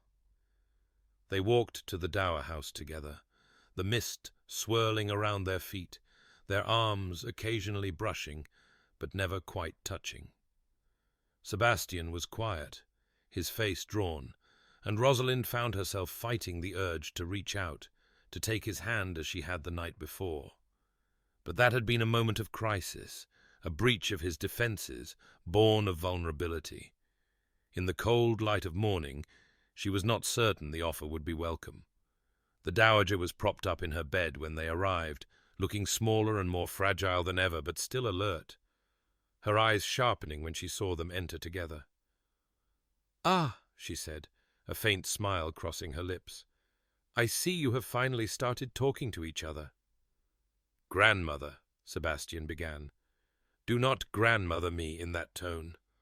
I am dying, not deaf." She gestured imperiously for them to sit, and they obeyed, settling into chairs on either side of her bed, like children called to account. "You look tired, both of you. I trust that means something interesting happened." "We talked," Rosalind said simply, "about Catherine, about the walls your grandson has built around himself." "Good." The dowager nodded, satisfaction briefly brightening her pale features. "I had hoped Rosalind would have the courage to confront you, Sebastian. You have been hiding for too long." "I have not been hiding. You have been hiding, and we both know it. You have been pretending that you are incapable of feeling because feeling is too painful to bear. And while I understand why, I cannot approve." She reached out, her thin hand finding Sebastian's. "You are my grandson, my blood. I have watched you freeze yourself for 12 years, and I have said nothing because I did not know how to reach you. But I am running out of time, and I cannot leave this world without telling you the truth." Sebastian's jaw tightened, but he did not pull away. "What truth?" "That Catherine would be ashamed of what you have become." The words were gentle, but they landed like blows. "She loved you, Sebastian. She loved your warmth, your passion, your capacity for joy. If she could see you now, cold, closed off, punishing yourself for an accident that was not your fault, she would weep. Not for herself, but for you. You do not know what she would think." "I know I do." The dowager's grip tightened on his hand. "I knew Catherine, Sebastian. I knew her better than you did, in some ways. She was not perfect. She was young, and sometimes foolish, and she put you on a pedestal that no man could sustain. But she was kind, and she was loving, and she would never, never have wanted you to spend your life as a penance for her death." Rosalind watched the struggle playing out across Sebastian's face, the guilt warring with grief, the frozen defenses cracking against the weight of his grandmother's words. She wanted to reach out, to offer comfort, but this was not her moment. This was between Sebastian and the woman who had known him longest, who had watched him become someone she barely recognized. "I killed her," Sebastian whispered. "No." The dowager shook her head firmly. "An accident killed her. A storm killed her. A driver who lost control killed her. You made a decision, an impatient, youthful decision. But you did not wrap your hands around her throat, Sebastian. You did not push her from the carriage. You were not even in the carriage when it happened. You had ridden ahead to speak with someone about the property. You were not there. I should have been there. And you would have died with her." The old woman's voice cracked. "Is that what you wish? That you had died too, leaving me with no grandchildren at all, leaving the title to Marcus, who would have gambled it away before your body was cold. Sometimes, yes, sometimes I wish that. The admission hung in the air, raw and terrible. Rosalind felt tears prick at her eyes, felt her heart break for this man who had spent 12 years wishing himself dead, because the alternative, living with guilt and grief, seemed unbearable. But the dowager only nodded, as if she had known, as if she had always known. "I understand," she said quietly. "I wished the same thing when my husband died, when your mother died. Grief makes us want to follow, to escape, to end the pain by any means necessary. But we are not given that choice, Sebastian. We are given only the choice of how to live with what remains. I do not know how to live without the walls." "Then learn." The dowager released his hand and turned to Rosalind, her gaze fierce and urgent. "Teach him. Show him. You have broken through once. You can do it again, and as many times as it takes until he remembers how to feel without being afraid." "Grandmother." "I am dying, Sebastian." The words were calm, matter-of-fact, but they silenced him instantly. "I have perhaps weeks left, perhaps days. I will not be here to badger you into humanity.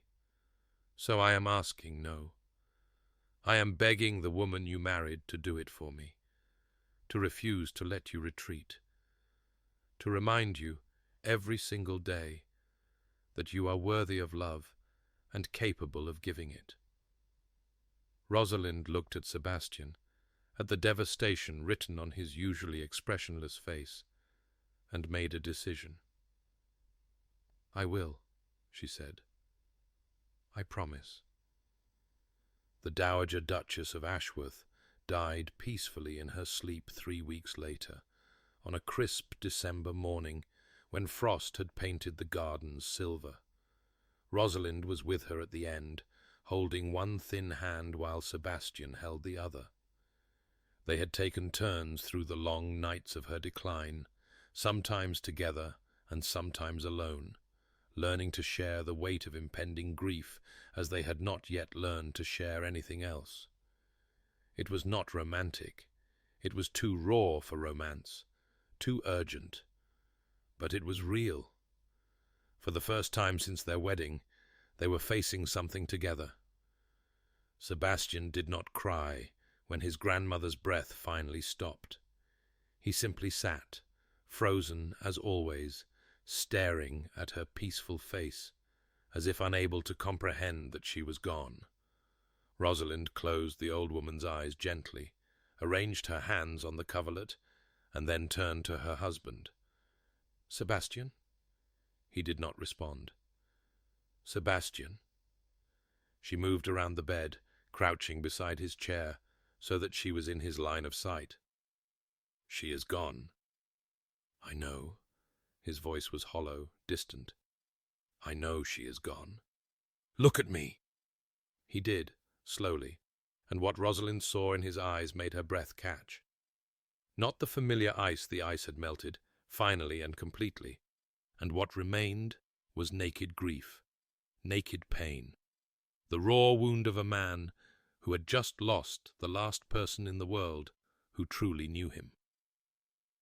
"She loved you," Rosalind said softly. "She loved you more than anything, and her final wish was that you would let yourself be happy again. I do not know how. Then we will figure it out together." She reached up, her fingers brushing his cheek, feeling the faint dampness there, tears he probably did not even realize he was shedding. "I am not going anywhere, Sebastian. I promised her, and I promise you. Whatever happens now, you will not face it alone." He stared at her for a long moment, something shifting behind his eyes. Recognition, perhaps, or gratitude, or something deeper that neither of them had names for yet.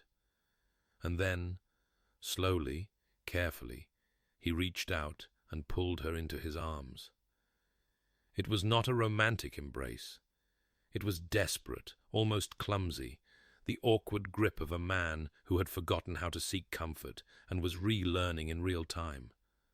But Rosalind held on, her arms wrapping around him, her face pressed against his shoulder, and she let him cling to her as the first real sobs shook his body. They stayed like that for a long time, while the fire burned low and the winter sun rose fully over Ashworth Park, while the household stirred into quiet mourning around them. Two people learning to lean on each other, learning to share grief instead of bearing it alone. It was not happiness. Not yet. But it was something. The funeral brought Marcus to Ashworth Park. Lord Marcus Cole swept into the house like a summer storm, bright, loud, impossible to ignore. He was everything Sebastian was not, golden-haired where his brother was dark, quick to smile where Sebastian rarely moved his face at all, brimming with charm and careless warmth that seemed almost aggressive in the wake of the dowager's death. Rosalind disliked him immediately, or rather, she distrusted him, distrusted the easy manner that felt like performance, the concerned inquiries about Sebastian, that seemed more curious than caring, the way his eyes lingered on her a moment too long when they were introduced. "So, you are the miracle worker," he said, pressing a kiss to her hand that lasted several seconds longer than propriety allowed. "The woman who finally convinced my brother to take a bride. I confess, I had given up hope that he would ever find anyone willing to endure his company." "Your brother's company is perfectly pleasant," Rosalind replied coolly, extracting her hand, "when one makes the effort to know him properly." Marcus's eyebrows rose, amusement flickering across his handsome face. "A champion already. How refreshing. Most people find Sebastian rather difficult to champion." "Most people do not look closely enough." She walked away before he could respond, but she felt his gaze following her across the room, speculative, assessing, and when she glanced back, she caught something in his expression that made her uneasy. Not attraction, but calculation. As if he were measuring her, weighing her, trying to determine how she might be used. She mentioned it to Sebastian that evening, as they sat together in the library, a ritual they had developed in the weeks of his grandmother's decline, a nightly hour of shared silence that had gradually evolved into shared conversation. "Your brother makes me uncomfortable." Sebastian looked up from the book he was not really reading. "Marcus makes everyone uncomfortable. It is his particular gift." "No, this is different. He looks at me as if I am a piece on a chessboard, as if he is trying to determine my strategic value." "That is precisely what he is doing." Sebastian set the book aside, his expression darkening. "Marcus has never quite forgiven me for being born first. He had 12 years to hope that I would die without issue and leave him the title. Your presence and the potential for an heir has disrupted his plans. He seemed charming enough on the surface." "Marcus is always charming on the surface. It is what lies beneath that concerns me." He hesitated, then added, "I should have warned you about him. I apologize." "There is nothing to apologize for. I am quite capable of managing charming men with hidden agendas." She smiled slightly. "I married one, after all." For a moment, Sebastian simply stared at her. Then, unexpectedly, his lips twitched, not quite a smile, but closer than she had ever seen. "I suppose you did," he said. Marcus stayed for a fortnight after the funeral, filling Ashworth Park with noise and guests, and the brittle gaiety of a man who seemed constitutionally unable to be still. He threw himself into the role of bereaved grandson with theatrical enthusiasm, speaking warmly of the dowager to visitors and organizing elaborate dinners in her memory that seemed more about displaying his own generosity than honoring the dead. Through it all, Sebastian retreated. Not into the frozen distance of before, that ice had cracked too thoroughly to reform, but into a quieter withdrawal, a reserve born of grief rather than self-protection. He attended the dinners Marcus organized, but said little, endured the parade of sympathetic visitors, but escaped as soon as courtesy allowed, and spent increasing amounts of time in the library with Rosalind, where Marcus's relentless brightness could not reach. "He exhausts me," Sebastian admitted one evening, watching the fire rather than meeting her eyes. "He has always exhausted me, but now I have no patience left for performance." "Then don't perform." Rosalind set aside her embroidery. She had taken it up more for the excuse to sit with Sebastian than any real interest in needlework, and turned to face him fully. "This is your house. You are the Duke. If you wish Marcus to leave, you have only to say so. He is my brother, and you are grieving. You are allowed to grieve in peace." Sebastian was quiet for a long moment. Then slowly he reached out and took her hand, a gesture that still surprised her each time he initiated it, a small miracle of thawing that she treasured more than she could say. "Thank you," he said quietly, "for understanding. I have my moments. You have rather more than moments." He met her eyes then, and what she saw there made her breath catch. Not love, not yet, perhaps not ever, but something warmer than duty, deeper than convenience. "I have not been fair to you, Rosalind. I married you expecting to feel nothing, and you have refused to allow that. You have pushed and prodded and demanded that I be human, despite my best efforts to remain frozen. Is that a complaint? It is a confession." His fingers tightened on hers. "I do not deserve your patience. I have given you nothing, no warmth, no affection, no companionship beyond what you have demanded for yourself. And yet you remain. You fight for this marriage as if it matters, as if I matter, when I have done everything in my power to convince you otherwise." Rosalind felt tears prick at her eyes. "You do matter. You have always mattered. I simply refuse to let you convince me otherwise." "Why?" "Because I recognized you." The words came before she could stop them, honest in a way she had not intended. "From the moment you walked into that garden and called my bluff, I recognized you. Another person wearing armor, pretending not to feel, convinced that the alternative was too dangerous to risk. And I thought—" She stopped, swallowed. "I thought perhaps we could learn to take off the armor together, if we were brave enough." Sebastian was staring at her with an expression she could not quite read, wonder, perhaps, or fear, or some complicated mixture of both. "And if I am not brave enough," he asked quietly, "then I will be brave for both of us, until you are ready to be brave too." He lifted her hand to his lips, pressing a kiss to her knuckles that lingered far longer than any formal gesture should. "I am beginning to believe," he said against her skin, "that marrying you may have been the wisest decision I ever made." Marcus departed the following week, summoned back to London by debts he did not specify, and creditors he mentioned only in passing. But before he left, he sought Rosalind out privately, cornering her in the conservatory while Sebastian was occupied with estate business. "I wanted to speak with you alone," he said, his charming smile firmly in place, "to apologize if I have been overwhelming. I know I can be somewhat much." "You have been perfectly appropriate," Rosalind replied cautiously. "Have I? That's a relief. I do worry sometimes that Sebastian's bride might find me too much by contrast. My brother is not exactly known for his vivacity. Your brother is a man of depth and substance. Those qualities are often mistaken for coldness by those who do not look beyond the surface." Marcus's smile flickered, something harder surfacing briefly behind his eyes. "And you have looked beyond the surface?" "I am learning to." How fortunate for him.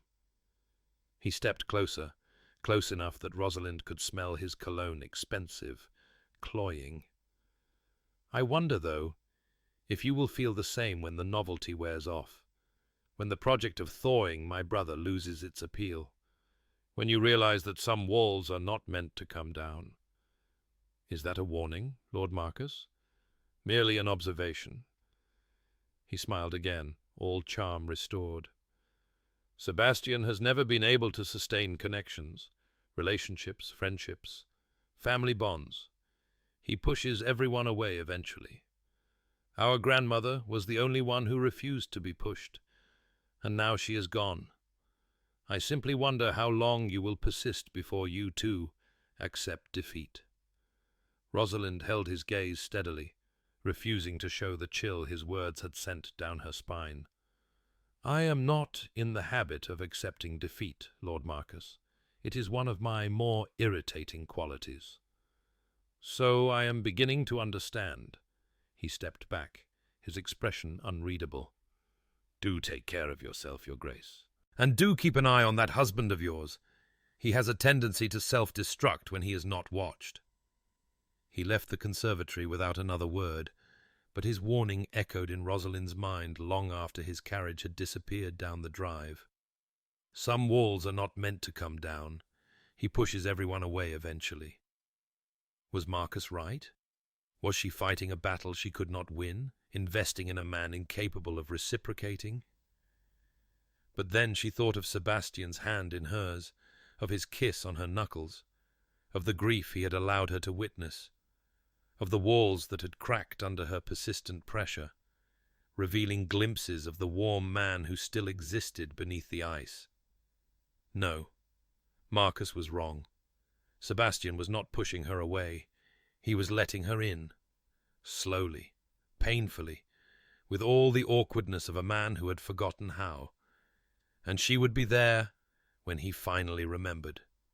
Winter deepened into the coldest January anyone could remember. Snow blanketing Ashworth Park in white and forcing Rosalind and Sebastian into even closer quarters. The household contracted, guests ceased to call, and the great house became almost intimate in its isolation.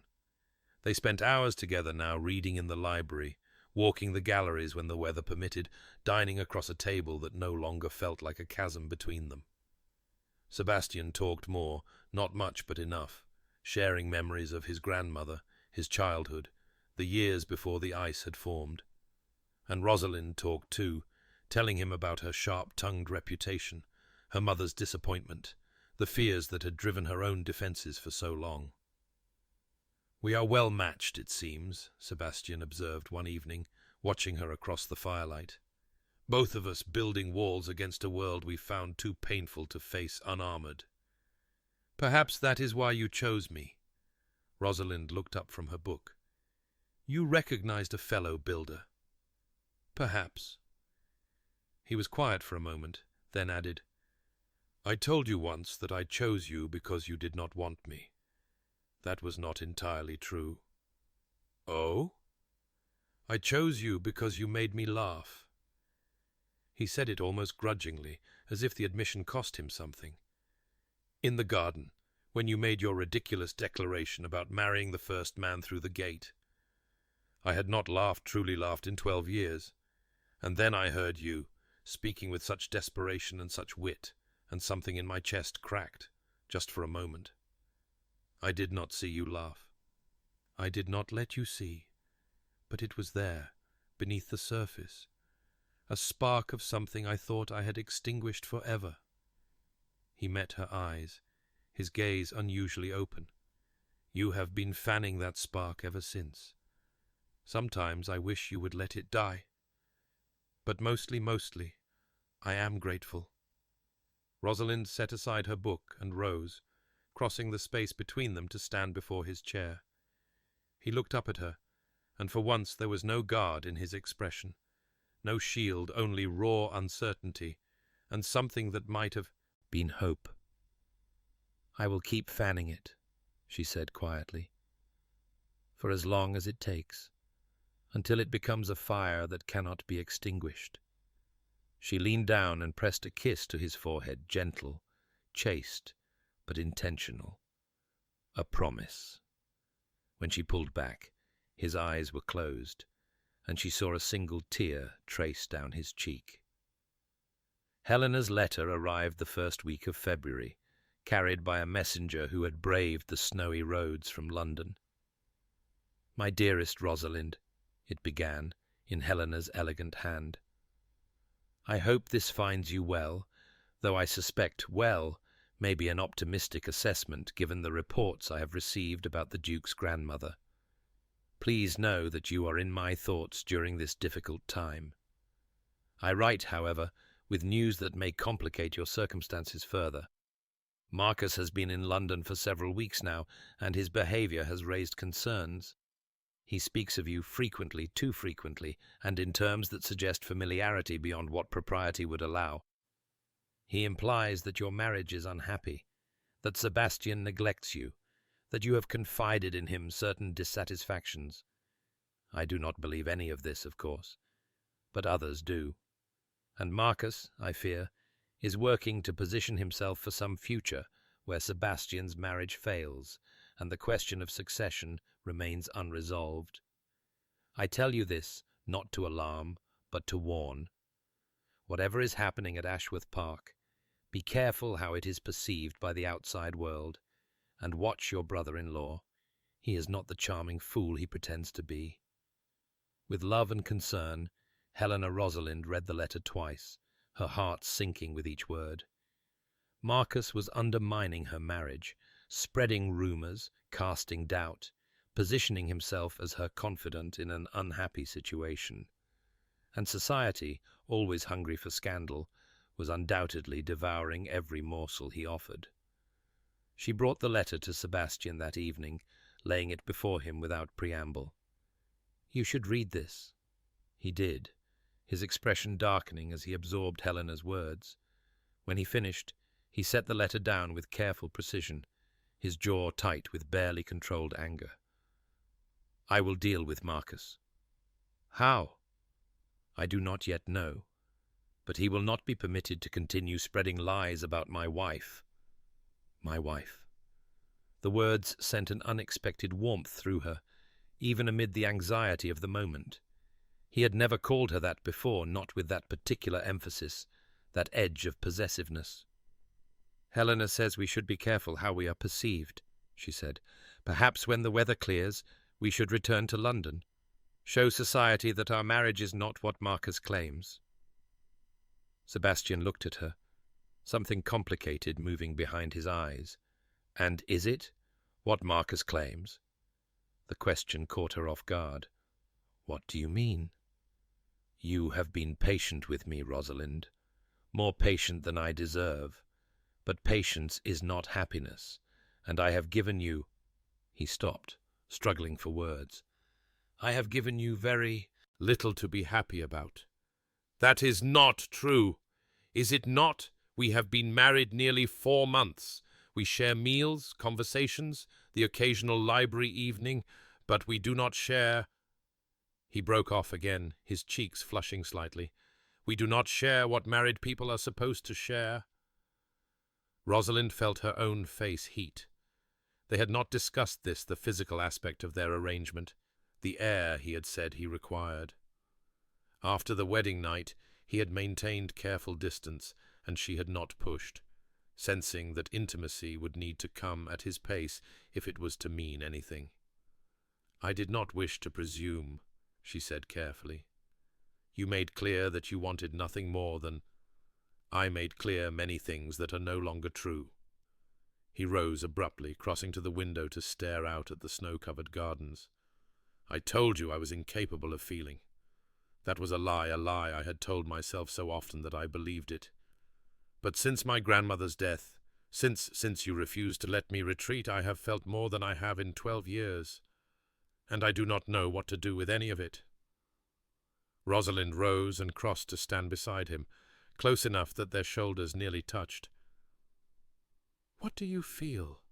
she asked softly. He was silent for a long moment. When he spoke, his voice was rough, uncertain.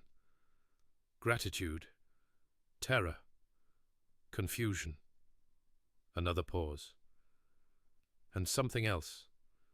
Something I have been afraid to name because naming it makes it real. And real things can be lost. Sebastian, I am not in love with you. He turned to face her, his expression torn between honesty and something that looked almost like hope. I do not know how to be in love. Not anymore. But I am something. Something more than indifferent. Something that frightens me more than I can say. Rosalind reached up and touched his face, feeling the tension in his jaw, the rapid pulse in his throat. That is enough, she said. For now, that is enough. We do not need to name it. We do not need to define it. We only need to let it be what it is. And what is it? A beginning. She smiled, feeling tears gather in her eyes. A real beginning, this time. Not an arrangement, or a convenience, or a bargain. Something more. He covered her hand with his, pressing her palm more firmly against his cheek. I want... He stopped, swallowed. I want to try. To be the husband you deserve, not just the one you agreed to accept. I do not know if I am capable of it. I do not know if the damage is too deep, but I want to try. Then we will try together. He kissed her then tentatively at first, almost questioning, as if unsure whether she would allow it.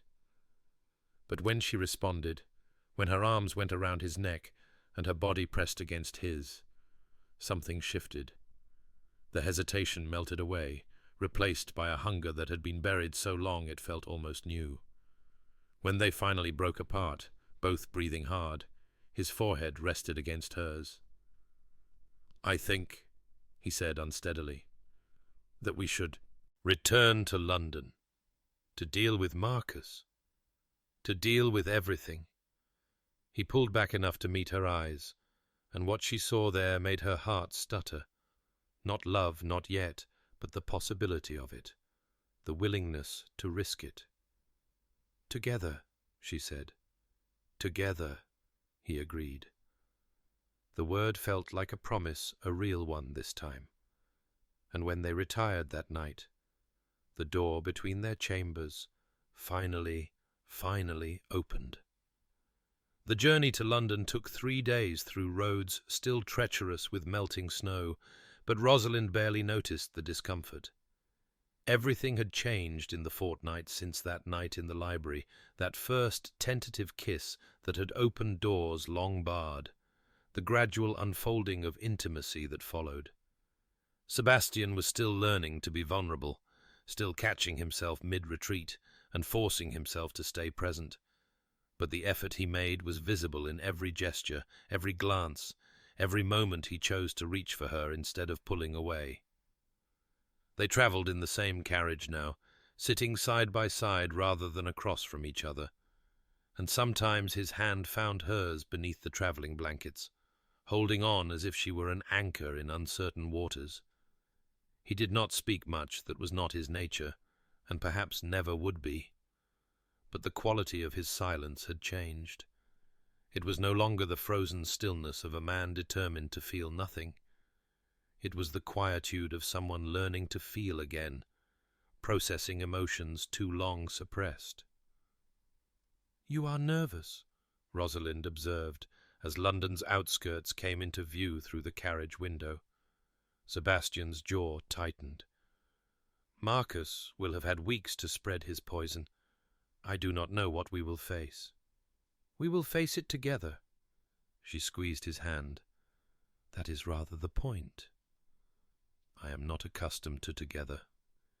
He turned to look at her, his grey eyes softer than she had ever seen them. "I am accustomed to alone, to handling everything myself, keeping everyone at a distance, never admitting weakness or uncertainty. How is that working for you?" The ghost of a smile crossed his face. "Poorly, as it happens." "Then perhaps it is time to try something new." Ashworth House loomed before them as the carriage swept up the drive, its imposing facade a reminder of the weight of responsibility Sebastian carried. Rosalind had visited only once before, for a brief inspection before the wedding, and she had been too overwhelmed then to take proper stock of her new London home.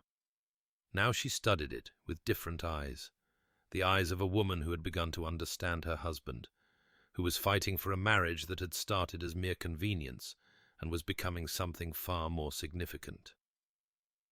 The staff lined up to greet them, faces carefully neutral, and Rosalind caught the flicker of curiosity in more than one pair of eyes. The Duke of Ashworth, returning to London with his wife after months of seclusion in Kent. The gossip must be rampant. "Your Grace," the butler, the silver-haired man named Thornton, bowed deeply. "Welcome home? We have prepared the house as instructed." "Thank you, Thornton. Her Grace will be using the Duchess's suite." Sebastian's hand came to rest at the small of Rosalind's back, a gesture of possession that was also, somehow, one of protection. "Please ensure she has everything she requires." "Of course, Your Grace." They entered the house together, and Rosalind felt the weight of dozens of eyes following them, servants noting the Duke's hand on her back, the way he leaned toward her when he spoke, all the small intimacies that marked their changed relationship. By evening, every household in London would know that the Duke and Duchess of Ashworth appeared to be on excellent terms, which was precisely the point. The first salvo in their campaign came that very evening, in the form of a dinner invitation from Lady Pemberton, mother of the unfortunate daughter, hostess of one of the most influential tables in London society. Rosalind recognized the woman's name from her first season, remembered her as a sharp-eyed gossip who collected secrets like other women collected china. "We should accept," Sebastian said, reading the invitation over Rosalind's shoulder. "Lady Pemberton sees everything and talks to everyone. If we can convince her that our marriage is solid, the news will spread faster than any denial we could issue. And if we cannot convince her, then we will have a rather uncomfortable dinner and try again elsewhere." He set the invitation aside and met her eyes. "I should warn you I am not skilled at social performance. I have spent 12 years cultivating a reputation for coldness. Pretending to be a devoted husband may be beyond my abilities." Rosalind smiled. "Then do not pretend. Simply be what you are becoming." "And what is that?" "A man who is learning to let himself be loved." Something flickered in his eyes, that raw vulnerability she had begun to recognize, the part of him that still could not quite believe this was real. But he did not retreat, did not raise his walls. He simply nodded and pressed a kiss to her forehead. "I will try," he said, "for you." Lady Pemberton's dinner was a glittering affair, the cream of London society packed into a dining room designed to impress and intimidate. Rosalind recognized faces from her failed season's women who had pitied her, men who had dismissed her, society matrons who had clucked their tongues over her sharp tongue and unmarriageable nature. Now they stared with open curiosity as she entered on the arm of the Duke of Ashworth. She felt Sebastian tense beside her, felt the rigid posture that was his default response to social situations. But when she squeezed his arm gently, he glanced down at her, and something in his expression softened. "Courage," she murmured. "I was about to say the same to you." They moved through the crowd together, a united front that drew whispers in its wake. Rosalind caught fragments of conversation. "Never seen him so attentive. She looks well." Marcus said they barely spoke, and allowed herself a small smile of satisfaction. Let them wonder. Let them gossip, as long as the gossip favoured her marriage rather than undermined it. Lady Pemberton descended upon them with all the subtlety of a cavalry charge. "Your Graces, how delightful that you could join us." Her sharp eyes swept over them both, missing nothing. "We had begun to despair of seeing you in London this season. The Kent countryside must be very appealing indeed." "My grandmother's final illness required my presence," Sebastian replied, his voice carefully neutral. "Now that we have attended to family matters, I saw no reason to deprive my wife of the pleasures of the season." "How thoughtful of you." Lady Pemberton's gaze fixed on Rosalind with predatory interest. "And how are you finding married life, Your Grace? It must be quite an adjustment after so many years." She trailed off delicately, the implication clear. "After so many years of failure to secure a husband." "I am finding it most agreeable," Rosalind replied, keeping her voice pleasant despite the barb. "The Duke has been everything that is considerate." "Has he?" Lady Pemberton's eyebrows rose. "That is not quite the impression one receives from certain quarters." Sebastian's hand tightened on Rosalind's arm, but his expression remained impassive. "I cannot account for the impressions of certain quarters. I can only assure you that my wife speaks the truth." Of course. But Lady Pemberton's smile suggested she was filing this exchange away for future analysis. "Well, I must circulate. Do enjoy the evening." She swept away, leaving Rosalind and Sebastian in a pocket of relative privacy. "That woman is dangerous," Sebastian murmured. "That woman is the key to London society. If we can convince her, we can convince anyone." "And if we cannot?" Rosalind looked up at him, at the face she had grown to know so well over these past months, the sharp features, the winter-grey eyes, the rare smile that transformed his entire countenance when it appeared. "Then we will weather the storm together," she said, "as we have weathered everything else." Dinner itself was an exercise in careful diplomacy. Rosalind found herself seated between Lord Hartley, a bore of the first water, and Sir Edmund Crawley, whose interest in agricultural reform might have been fascinating had he not been so determined to explain it in excruciating detail. Sebastian was at the far end of the table, separated from her by a sea of guests, but she caught his eye occasionally across the candelabras, and saw the same grimly determined expression she suspected she was wearing. This was the battlefield, and they would win it together.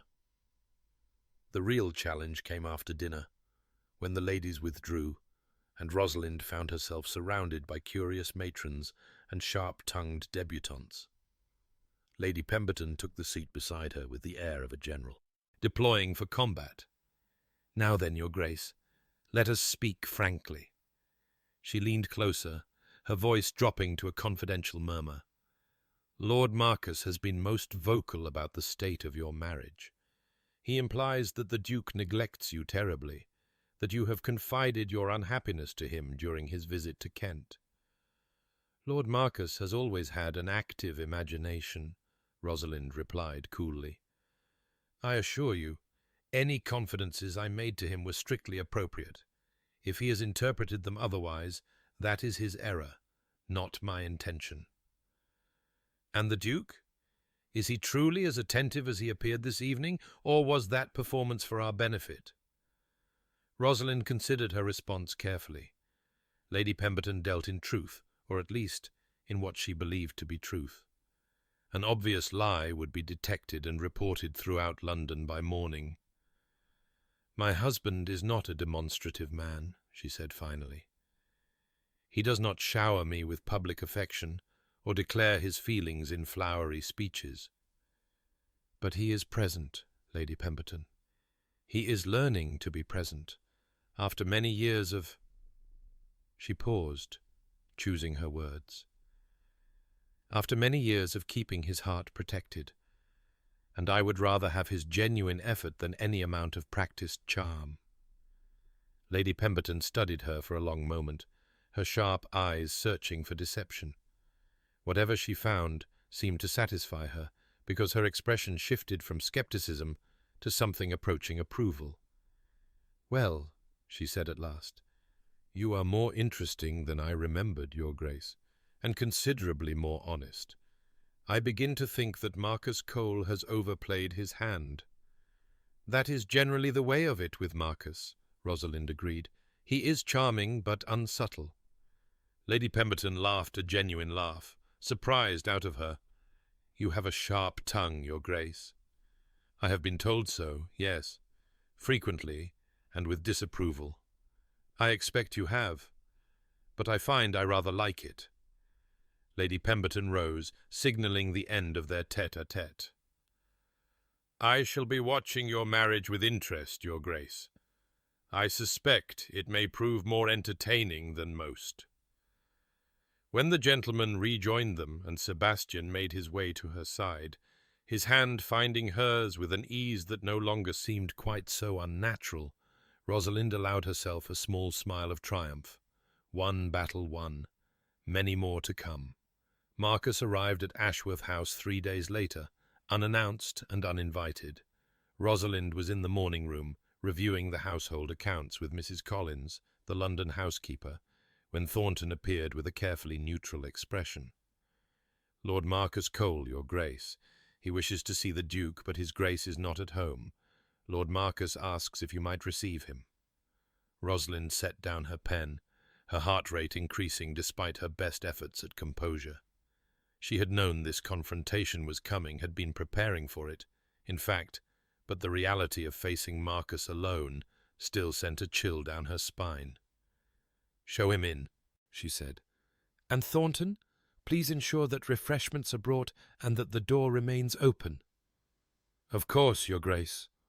Marcus entered with his customary charm, all smiles and easy confidence. But Rosalind caught the calculation behind his eyes. He had come for a purpose, and it was not mere social courtesy. "Sister." He kissed her hand with elaborate courtesy. "How delightful to find you at home. I had hoped to catch Sebastian, but perhaps you and I can have a cosy chat instead." "Perhaps we can." Rosalind gestured to a chair, not returning his smile. "Although I should warn you that I am aware of the nature of your chats in London, the ones where you imply my marriage is unhappy and my husband neglects me." Marcus's expression flickered surprise, quickly masked. "Ah, you have heard about that?" "I have heard about it, yes, as has Sebastian, and as has most of London by now. I was merely expressing concern for your welfare. You are attempting to undermine my marriage for your own purposes." Rosalind kept her voice level, refusing to show anger. "You have been positioning yourself as my confidant, spreading rumors of discord, preparing the ground for some future where Sebastian and I fail, and the succession remains in doubt. You give me too much credit for strategy. I give you exactly the credit you deserve." She leaned forward slightly. "I know what you want, Marcus. You want the title, the estates, the fortune that should have been yours if only Sebastian had died in that carriage accident along with Catherine. You have spent 12 years watching him waste his life in frozen misery, waiting for him to die without an heir, and now I have disrupted your plans." Marcus's charm fell away like a discarded mask, revealing the harder man beneath. "You understand nothing about what I want? Then enlighten me. I want what should have been mine." His voice was low, intense. "I was the better son, the warmer one, the one who actually cared about people. Sebastian locked himself away in his frozen fortress while I tried to hold the family together, tried to be there for our grandmother, tried to salvage something from the wreckage he made of himself. And what is my reward? To watch him inherit everything while I scrape by on an allowance that would not cover his monthly wine bill." "Your gambling debts would consume any fortune," Rosalind said quietly. "Sebastian has told me about the settlements he has made on your behalf, the creditors he has paid, the scandals he has covered up." "He told you that?" Something ugly flickered in Marcus's eyes. "He told me many things, including his concerns that you would destroy the Ashworth legacy within a year of inheriting. And yet he refuses to increase my allowance, refuses to give me any real responsibility, any real position." because you have proven yourself unworthy of it. Rosalind stood, signalling that the interview was nearly over. I'm sorry for your disappointments, Marcus. Truly I am, but I will not allow you to destroy my marriage in pursuit of your own ambitions. You think your marriage can survive what is coming? Marcus rose as well, his expression dark. Sebastian cannot love you. He is incapable of it. He will retreat into his ice eventually, and you will be left alone in that great cold house, wondering why you ever thought you could save him. Perhaps. Rosalind met his gaze without flinching. Or perhaps I will prove you wrong. Either way, you will not be there to witness it. Sebastian is preparing to cut your allowance significantly in response to your behavior, and I rather think he may ask you to avoid Ashworth properties for the foreseeable future. He cannot. He can. He is the Duke, Marcus, and I am the Duchess. Between us, we have rather more power than you seem to realize. For a long moment, Marcus simply stared at her. Then, slowly, his charming mask slid back into place, but it was thinner now, the calculation beneath more visible. You are not what I expected, he said. When Sebastian announced his engagement, I thought a desperate spinster, grateful for any match, someone I could manipulate, could use to my advantage. He shook his head. I underestimated you. Most people do. It is one of my few advantages. It is more than one. He moved toward the door, pausing on the threshold. You may have won this round, Your Grace, but my brother's demons are older and deeper than you know. Do not be surprised when they swallow him whole. He left before she could respond, and Rosalind sank back into her chair, suddenly trembling with the effort of maintaining her composure. Her hands shook as she reached for her cold tea, and she had to set the cup down before she spilled it. She had stood her ground. She had defended her marriage, exposed Marcus's machinations, asserted her power as Duchess. But his final words echoed in her mind, refusing to be silenced. My brother's demons are older and deeper than you know. What else was there? What other shadows lurked in Sebastian's past, waiting to emerge and destroy everything they had built? Sebastian found her still in the morning room an hour later, staring at nothing. Thornton told me Marcus was here. He crossed to her side, his expression concerned. Are you all right? I'm fine. She forced a smile. We had a frank exchange of views. How frank? I may have informed him that you were cutting his allowance and banning him from family properties. Sebastian's eyebrows rose. Did you? I thought it best to be direct. She looked up at him. Was I wrong? No. He took the chair across from her, his gaze searching her face. I was going to tell him the same thing myself. I am only sorry you had to bear the brunt of his reaction. He was unpleasant, but not dangerous. She hesitated. He said something before he left, about your demons being older and deeper than I know. Sebastian went very still. Did he? What did he mean? Rosalind, I need to know. She reached out and took his hand, feeling the tension in his fingers. If there are shadows I do not yet understand, I need to know about them. I cannot fight what I cannot see. For a long moment he did not speak. His gaze dropped to their joined hands, his thumb tracing absent patterns on her skin. Catherine was not the first person I lost, he said finally. She was simply the last, before I decided to stop losing anyone. Tell me. My mother. His voice was rough. You know she died when I was young. What you may not know is that I was with her. I was 8 years old, sitting beside her bed, holding her hand while she faded away. She made me promise to take care of the family, to be strong, to carry the weight she was leaving behind. And then she was gone, and I was alone with a promise I had no idea how to keep. Rosalind tightened her grip on his hand, but did not speak. My father, he fell apart after she died, threw himself into drink, into affairs, into anything that would distract him from the grief. He was never cruel to Marcus and me, but he was absent, gone, even when he was in the same room. I tried to be what my mother had asked, strong, responsible, the one who held everything together, but I was a child. I was not equipped for the weight. No child would be. No. But I did not know that then. I only knew that I had promised, and I was failing. He looked up, meeting her eyes.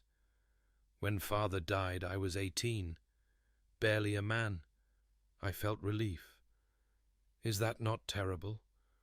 Relief that the reminder of my failures was finally gone, that I could rebuild without his shadow hanging over everything. That is not terrible. That is human. Catherine understood that. She was the only one who ever understood, or so I thought. She listened when I spoke of my mother, my father, the weight I carried. She made me believe I could set it down, could be happy, could be something other than the cold, controlled duke I had become. His voice cracked slightly. And then she died too. And I knew it was my fault, whatever anyone said. Everyone I loved died. Everyone I allowed close was destroyed by that closeness. The only way to protect anyone, to protect myself, was to feel nothing, to need no one, to freeze. Oh, Sebastian! Rosalind rose and moved to his side, crouching beside his chair as she had done the night of the dowager's death. You have been carrying this alone for so long. It was safer alone. No. She touched his face, feeling the dampness on his cheeks. It was lonelier. There is a difference. I am trying. The words emerged broken. I am trying to be different, for you. But Marcus is not wrong, the demons are deep, and sometimes I feel them pulling at me, trying to drag me back into the ice. Then I will hold on tighter. She kissed his forehead, his cheeks, the corner of his mouth. I will not let them take you. I promise. You cannot promise that. I can promise to try. I can promise to fight. I can promise that, whatever comes, you will not face it alone. She pulled back enough to meet his eyes. You are not the frightened boy who made that promise to his mother. You are not the young man who lost Catherine. You are my husband, Sebastian.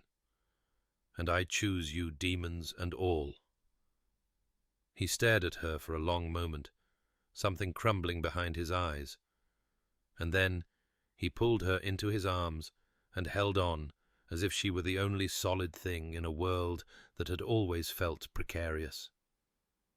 Spring arrived in London with its customary flourish of blossoms and social obligations, and Rosalind found herself busier than she had ever been. Her position as Duchess of Ashworth opened doors that had been firmly closed to Lady Rosalind Blackwell invitations to the most exclusive gatherings, requests for patronage from charitable organizations, an endless stream of morning callers eager to curry favor with one of the most powerful women in society. It was exhausting. It was exhilarating. And through it all, Sebastian was at her side.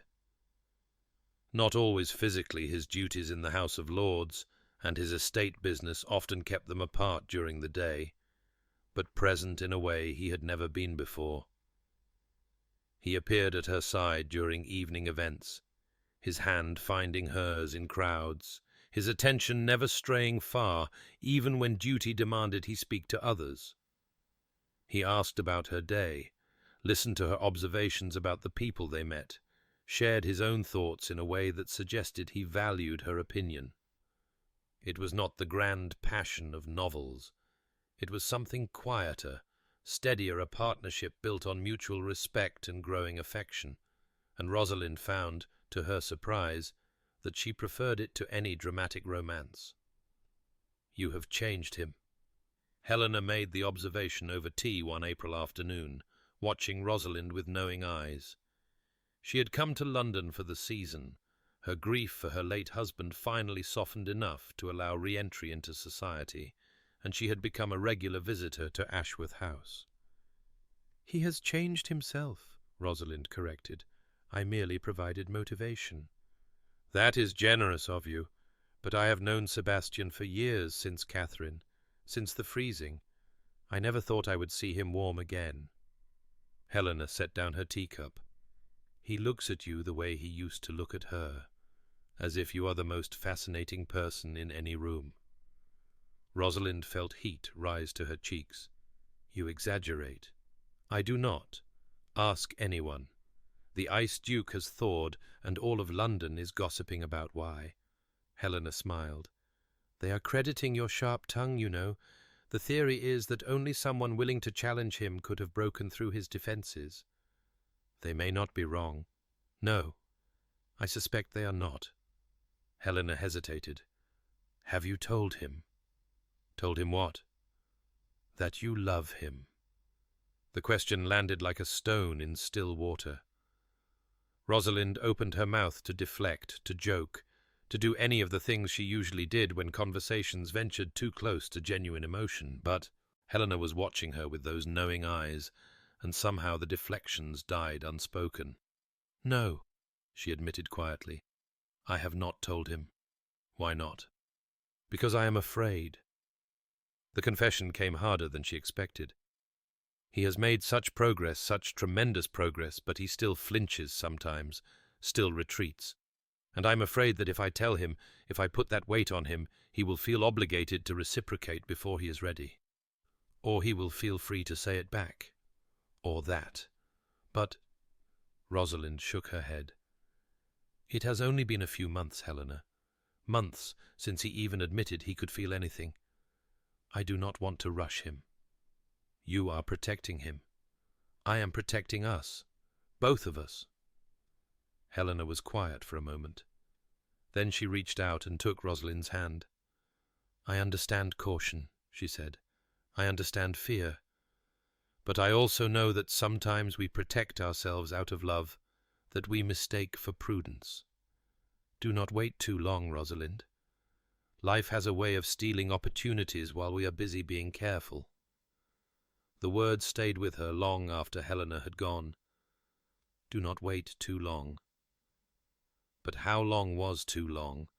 And how would she know when Sebastian was ready to hear the truth she had been carrying for weeks now, the truth that had crept up on her gradually, through shared silences and tentative touches, and the slow revelation of the man beneath the ice? She loved him. She loved him, and she did not know how to tell him without risking everything they had built. The crisis came, as crises do, without warning. They were at the Worthington Ball, one of the largest events of the season, when Marcus appeared. Rosalind had assumed he would avoid them, given the terms on which they had parted, but she had underestimated his desperation. He was drunk. That much was clear from his unsteady gait as he approached them on the dance floor, from the reckless gleam in his eyes, from the way his usual charm had curdled into something ugly and dangerous. "Brother." He stopped directly in front of Sebastian, blocking their path. "And the lovely Duchess. How delightful." "Marcus." Sebastian's voice was flat, controlled. "You should not be here." "Why not? Because you have banished me from polite society along with family property?" Marcus's laugh was too loud, drawing attention from nearby couples. "Did you think I would slink away quietly, accept my diminished circumstances without protest? I thought you might have the sense to avoid creating a scene." "A scene? Is that what concerns you?" Marcus stepped closer, his voice dropping to a vicious whisper that nevertheless carried to curious ears. "You should be more concerned about what I know, what I could tell everyone here about the great Duke of Ashworth and his convenient marriage." Rosalind felt Sebastian's arm tense beneath her hand. Marcus, this is not the place. This is the perfect place. Marcus turned to address the growing crowd around them. Ladies and gentlemen, allow me to share something interesting about my brother's marriage. Did you know that he proposed to his wife because she made a joke? "I'll marry the first man who enters," she said, and he walked in. He was not laughing. He was calculating. He saw an opportunity for a compliant wife who expected nothing, and he seized it. Whispers rippled through the crowd. Rosalind felt her face flame. "That is enough." Sebastian's voice cut through the murmurs like a blade. "Whatever grievances you have with me, this is not the way." "What is the way, Sebastian? Should I have continued to accept my position as your impoverished heir, waiting patiently while you got an heir on your convenient wife?" Marcus's voice rose again. "Should I have smiled and nodded while you froze everyone out, content to be forgotten until you needed something from me? You have brought your circumstances on yourself. Your gambling, your debts. And who drove me to those, brother? Who made it clear from childhood that I was the spare, the afterthought, the one who would never matter unless you died?" Marcus was shouting now. "You were always mother's favorite, always the one everyone watched. And after she died, you got father's attention too, even if it was only his disapproval. What did I get? Nothing. I got nothing. While you froze yourself in guilt over a woman you probably never loved in the first place." The slap of Sebastian's hand against Marcus's face echoed through the suddenly silent ballroom. Rosalind had never seen Sebastian lose control, not once, in all their months together. But Marcus had found the weak point, the spot where the ice was thinnest, and he had struck with vicious precision. Catherine. He had invoked Catherine. "How dare you!" Sebastian's voice was barely recognizable, shaking with a rage that had been frozen for over a decade. "How dare you speak of her?" "Why not? You never did. You locked her away like everything else you felt, and you expected the rest of us to pretend she never existed." Marcus touched his reddened cheek, something bitter and satisfied in his expression. "At least I made you feel something, brother. After all these years." Sebastian stepped forward, and Rosalind grabbed his arm. "Stop!" She put herself between them, facing her husband with every ounce of authority she possessed. "Not here. Not like this. He has no right. I know he has no right. But if you continue this, you will give him exactly what he wants, proof that the Ice Duke can be provoked, that his control is a facade, that his demons are still in charge." She held his gaze, willing him to hear her. "You are better than this. You are stronger than this. Please, Sebastian, walk away." For a terrible moment, she thought he would ignore her. The rage in his eyes was so raw, so unfamiliar, that she hardly recognized him. But then something shifted. The rage banked, controlled, pushed back beneath the surface. "You are right," he said quietly. "As always." He turned and walked away, leaving Marcus and the gaping crowd behind. Rosalind followed, her heart pounding, aware of every whisper and stare that tracked their exit. The scandal would be all over London by morning.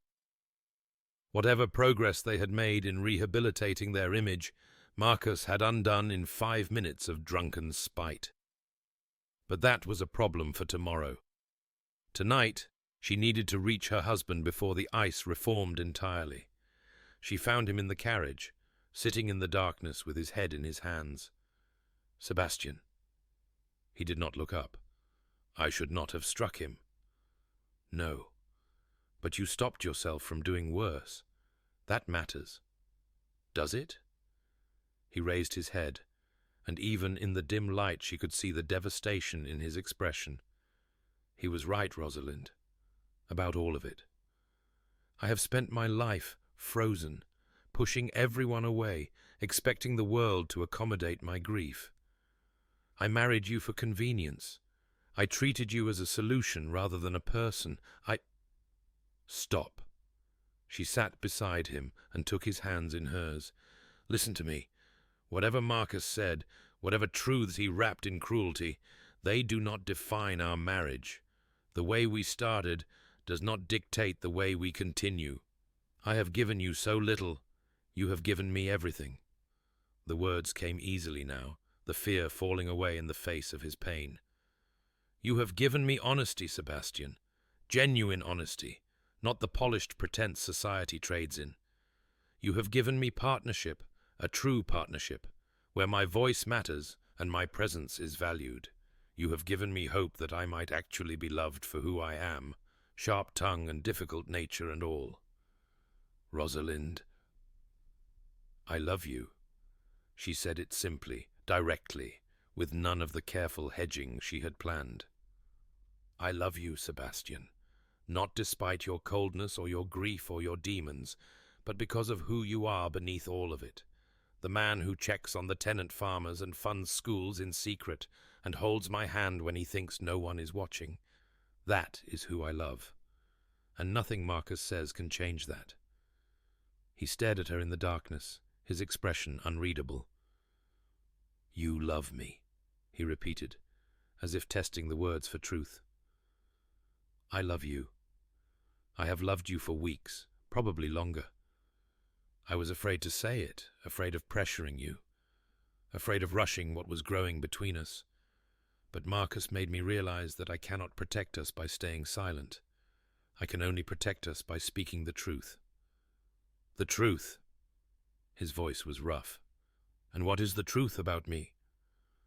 "The truth is that you are learning to feel again, that you have made more progress in 6 months than most people make in a lifetime, that every day you choose to be present instead of frozen is a victory, even when it does not feel like one." She squeezed his hands. "The truth is that I am proud of you, Sebastian. Proud to be your wife. And nothing Marcus or anyone else says can take that away." He was quiet for a long moment. The carriage rocked gently as it made its way through London's dark streets. And then, slowly, he lifted her hands to his lips and kissed them. "I am not—" He stopped, swallowed. "I am not certain I know how to love. It has been so long since I allowed myself to feel anything resembling, but when I look at you—" He broke off again, struggling for words that did not come easily. "When I look at you, I feel something that frightens me and steadies me in equal measure, something that makes me want to be better than I am." "That is love," Rosalind said gently. "Or at least it is how love begins." "Is it enough? For you?" "It is everything." She leaned forward and kissed him, softly, a promise rather than a demand. "It is everything I need." The scandal, as expected, was tremendous. For 3 days, London talked of nothing else the Duke of Ashworth striking his brother at the Worthington ball, the confrontation witnessed by half of society, the accusations Marcus had hurled about convenient marriages and frozen hearts. Lady Pemberton's drawing-room was reportedly the site of endless speculation about what it all meant for the Ashworth succession. Sebastian and Rosalind weathered it together. They did not hide. They attended events, made calls, presented a united front that contradicted every word Marcus had spoken. Sebastian was more publicly affectionate than he had ever been, taking her hand, leaning close to speak to her, looking at her in ways that left no doubt about his feelings, even if he had not yet spoken the words. And slowly the tide turned. Lady Pemberton, proving herself as formidable an ally as she had been a potential enemy, began circulating a counter-narrative. Lord Marcus Cole, she declared, was a bitter wastrel who had been cut off by his family for excellent reasons. His attack on his brother and sister-in-law was nothing but spite, the flailing of a man who saw his hopes of inheritance slipping away. By the end of the week, Marcus had become a pariah, and the Duke and Duchess of Ashworth had become objects of admiration, a love match that had triumphed over family opposition, a frozen man thawed by the right woman, a romance worthy of the novels that circulated through drawing rooms across London. It was not quite the truth, but it was close enough. Marcus departed London shortly thereafter, bound for the continent and an uncertain future. Sebastian received a brief letter informing him of his brother's plans. He read it once, set it aside, and never mentioned it again. "Are you all right?" Rosalind asked that evening. "About Marcus?" "I do not know." Sebastian stared into the fire, his expression thoughtful rather than frozen. "He is my brother. I should feel something grief, perhaps, or anger, or regret. But mostly I feel relief." "That does not make you a bad person, does it not? He is alone in the world now, cast out from family and society alike, and I am here, with everything, the title, the fortune, you." "You did not cast him out. He cast himself out, through choices he made long before you cut his allowance." Rosalind settled beside him on the sofa. "And he may yet redeem himself. People do, sometimes, find their way back from the edge. Do you believe that?" "I believe in second chances. I have to." She smiled slightly. "I married a man who was giving himself one, after all." He looked at her, really looked at her, and something in his expression shifted. "I love you." The words fell into the silence between them, simple and direct, without fanfare or flourish. Rosalind felt her breath catch. "What?" "I love you." He said it again, more steadily this time. "I have been trying to find the right words, the right moment, and there is never a right moment, so I am simply saying it. I love you, Rosalind. I love your sharp tongue and your stubborn spirit and the way you refuse to let me freeze you out. I love that you fight for things worth fighting for, and that you decided our marriage was worth fighting for, even when I gave you every reason to walk away." Tears pricked at her eyes. "Sebastian, I know I have been slow. I know I am still learning, still healing, still fighting demons that have lived in me for over a decade. But I wanted you to know, I wanted you to hear the words that you are not alone in this. Whatever we are building, whatever we are becoming, I am in it, completely, for the rest of my life." She kissed him then, deeply, thoroughly, with all the emotion she had been holding back for months. And when they finally broke apart, both breathless, she saw something in his eyes that she had never seen before. Joy. Simple, uncomplicated joy. "I love you too," she whispered, in case there was any doubt. There was not. He pulled her close, tucking her against his side. "But it is nice to hear all the same." 8 years later, on a warm June afternoon, Rosalind stood at the window of Ashworth Park and watched her husband teaching their eldest son to ride. James was 7, dark-haired like his father, and quick-witted like his mother, with a stubborn streak that promised interesting times ahead. His twin sister Elizabeth was with her grandmother Rosalind's mother, who had softened considerably since becoming a grandmother, learning embroidery she would almost certainly abandon within the hour. And their youngest, 4-year-old Catherine, named for the woman Sebastian had loved and lost, was napping in the nursery under the watchful eye of her nurse. 3 children in 8 years. A family that had grown organically, unexpectedly, from a marriage that had started as a joke and a business arrangement. Sometimes Rosalind still marveled at how far they had come. Helena appeared beside her, holding a glass of lemonade. Her marriage to Marcus reformed, humbled, and genuinely changed after 3 years of continental wandering was in its 2nd year now, and she divided her time between Marcus's small estate in Hampshire and visits to Ashworth Park. "He is a natural," Helena observed, watching Sebastian steady James in the saddle. "I never would have believed it. watching him all those years ago. The Ice Duke, teaching a child to ride. He has hidden depths. Rosalind smiled. It merely took some excavation to find them, and considerable determination. That too. They watched in companionable silence as Sebastian swung up onto his own horse and led James at a careful walk around the paddock. From this distance, Rosalind could not hear their conversation, but she could see the way Sebastian leaned toward his son, patient and attentive, offering guidance without taking over. He had become the father neither of them had expected him to be. Warm, present, engaged in a way that still surprised him sometimes. He still retreated. Occasionally, the demons had not vanished entirely, but he always came back.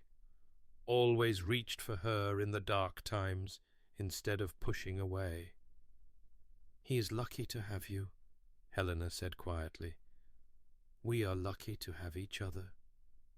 Rosalind took a sip of her lemonade. It was not luck that built this, though. It was work. Hard work, on both our parts, and a willingness to keep trying when everything seemed hopeless. Is that the secret, then, to a successful marriage? There is no secret. Only choice, choosing each other every day, even when it would be easier to retreat.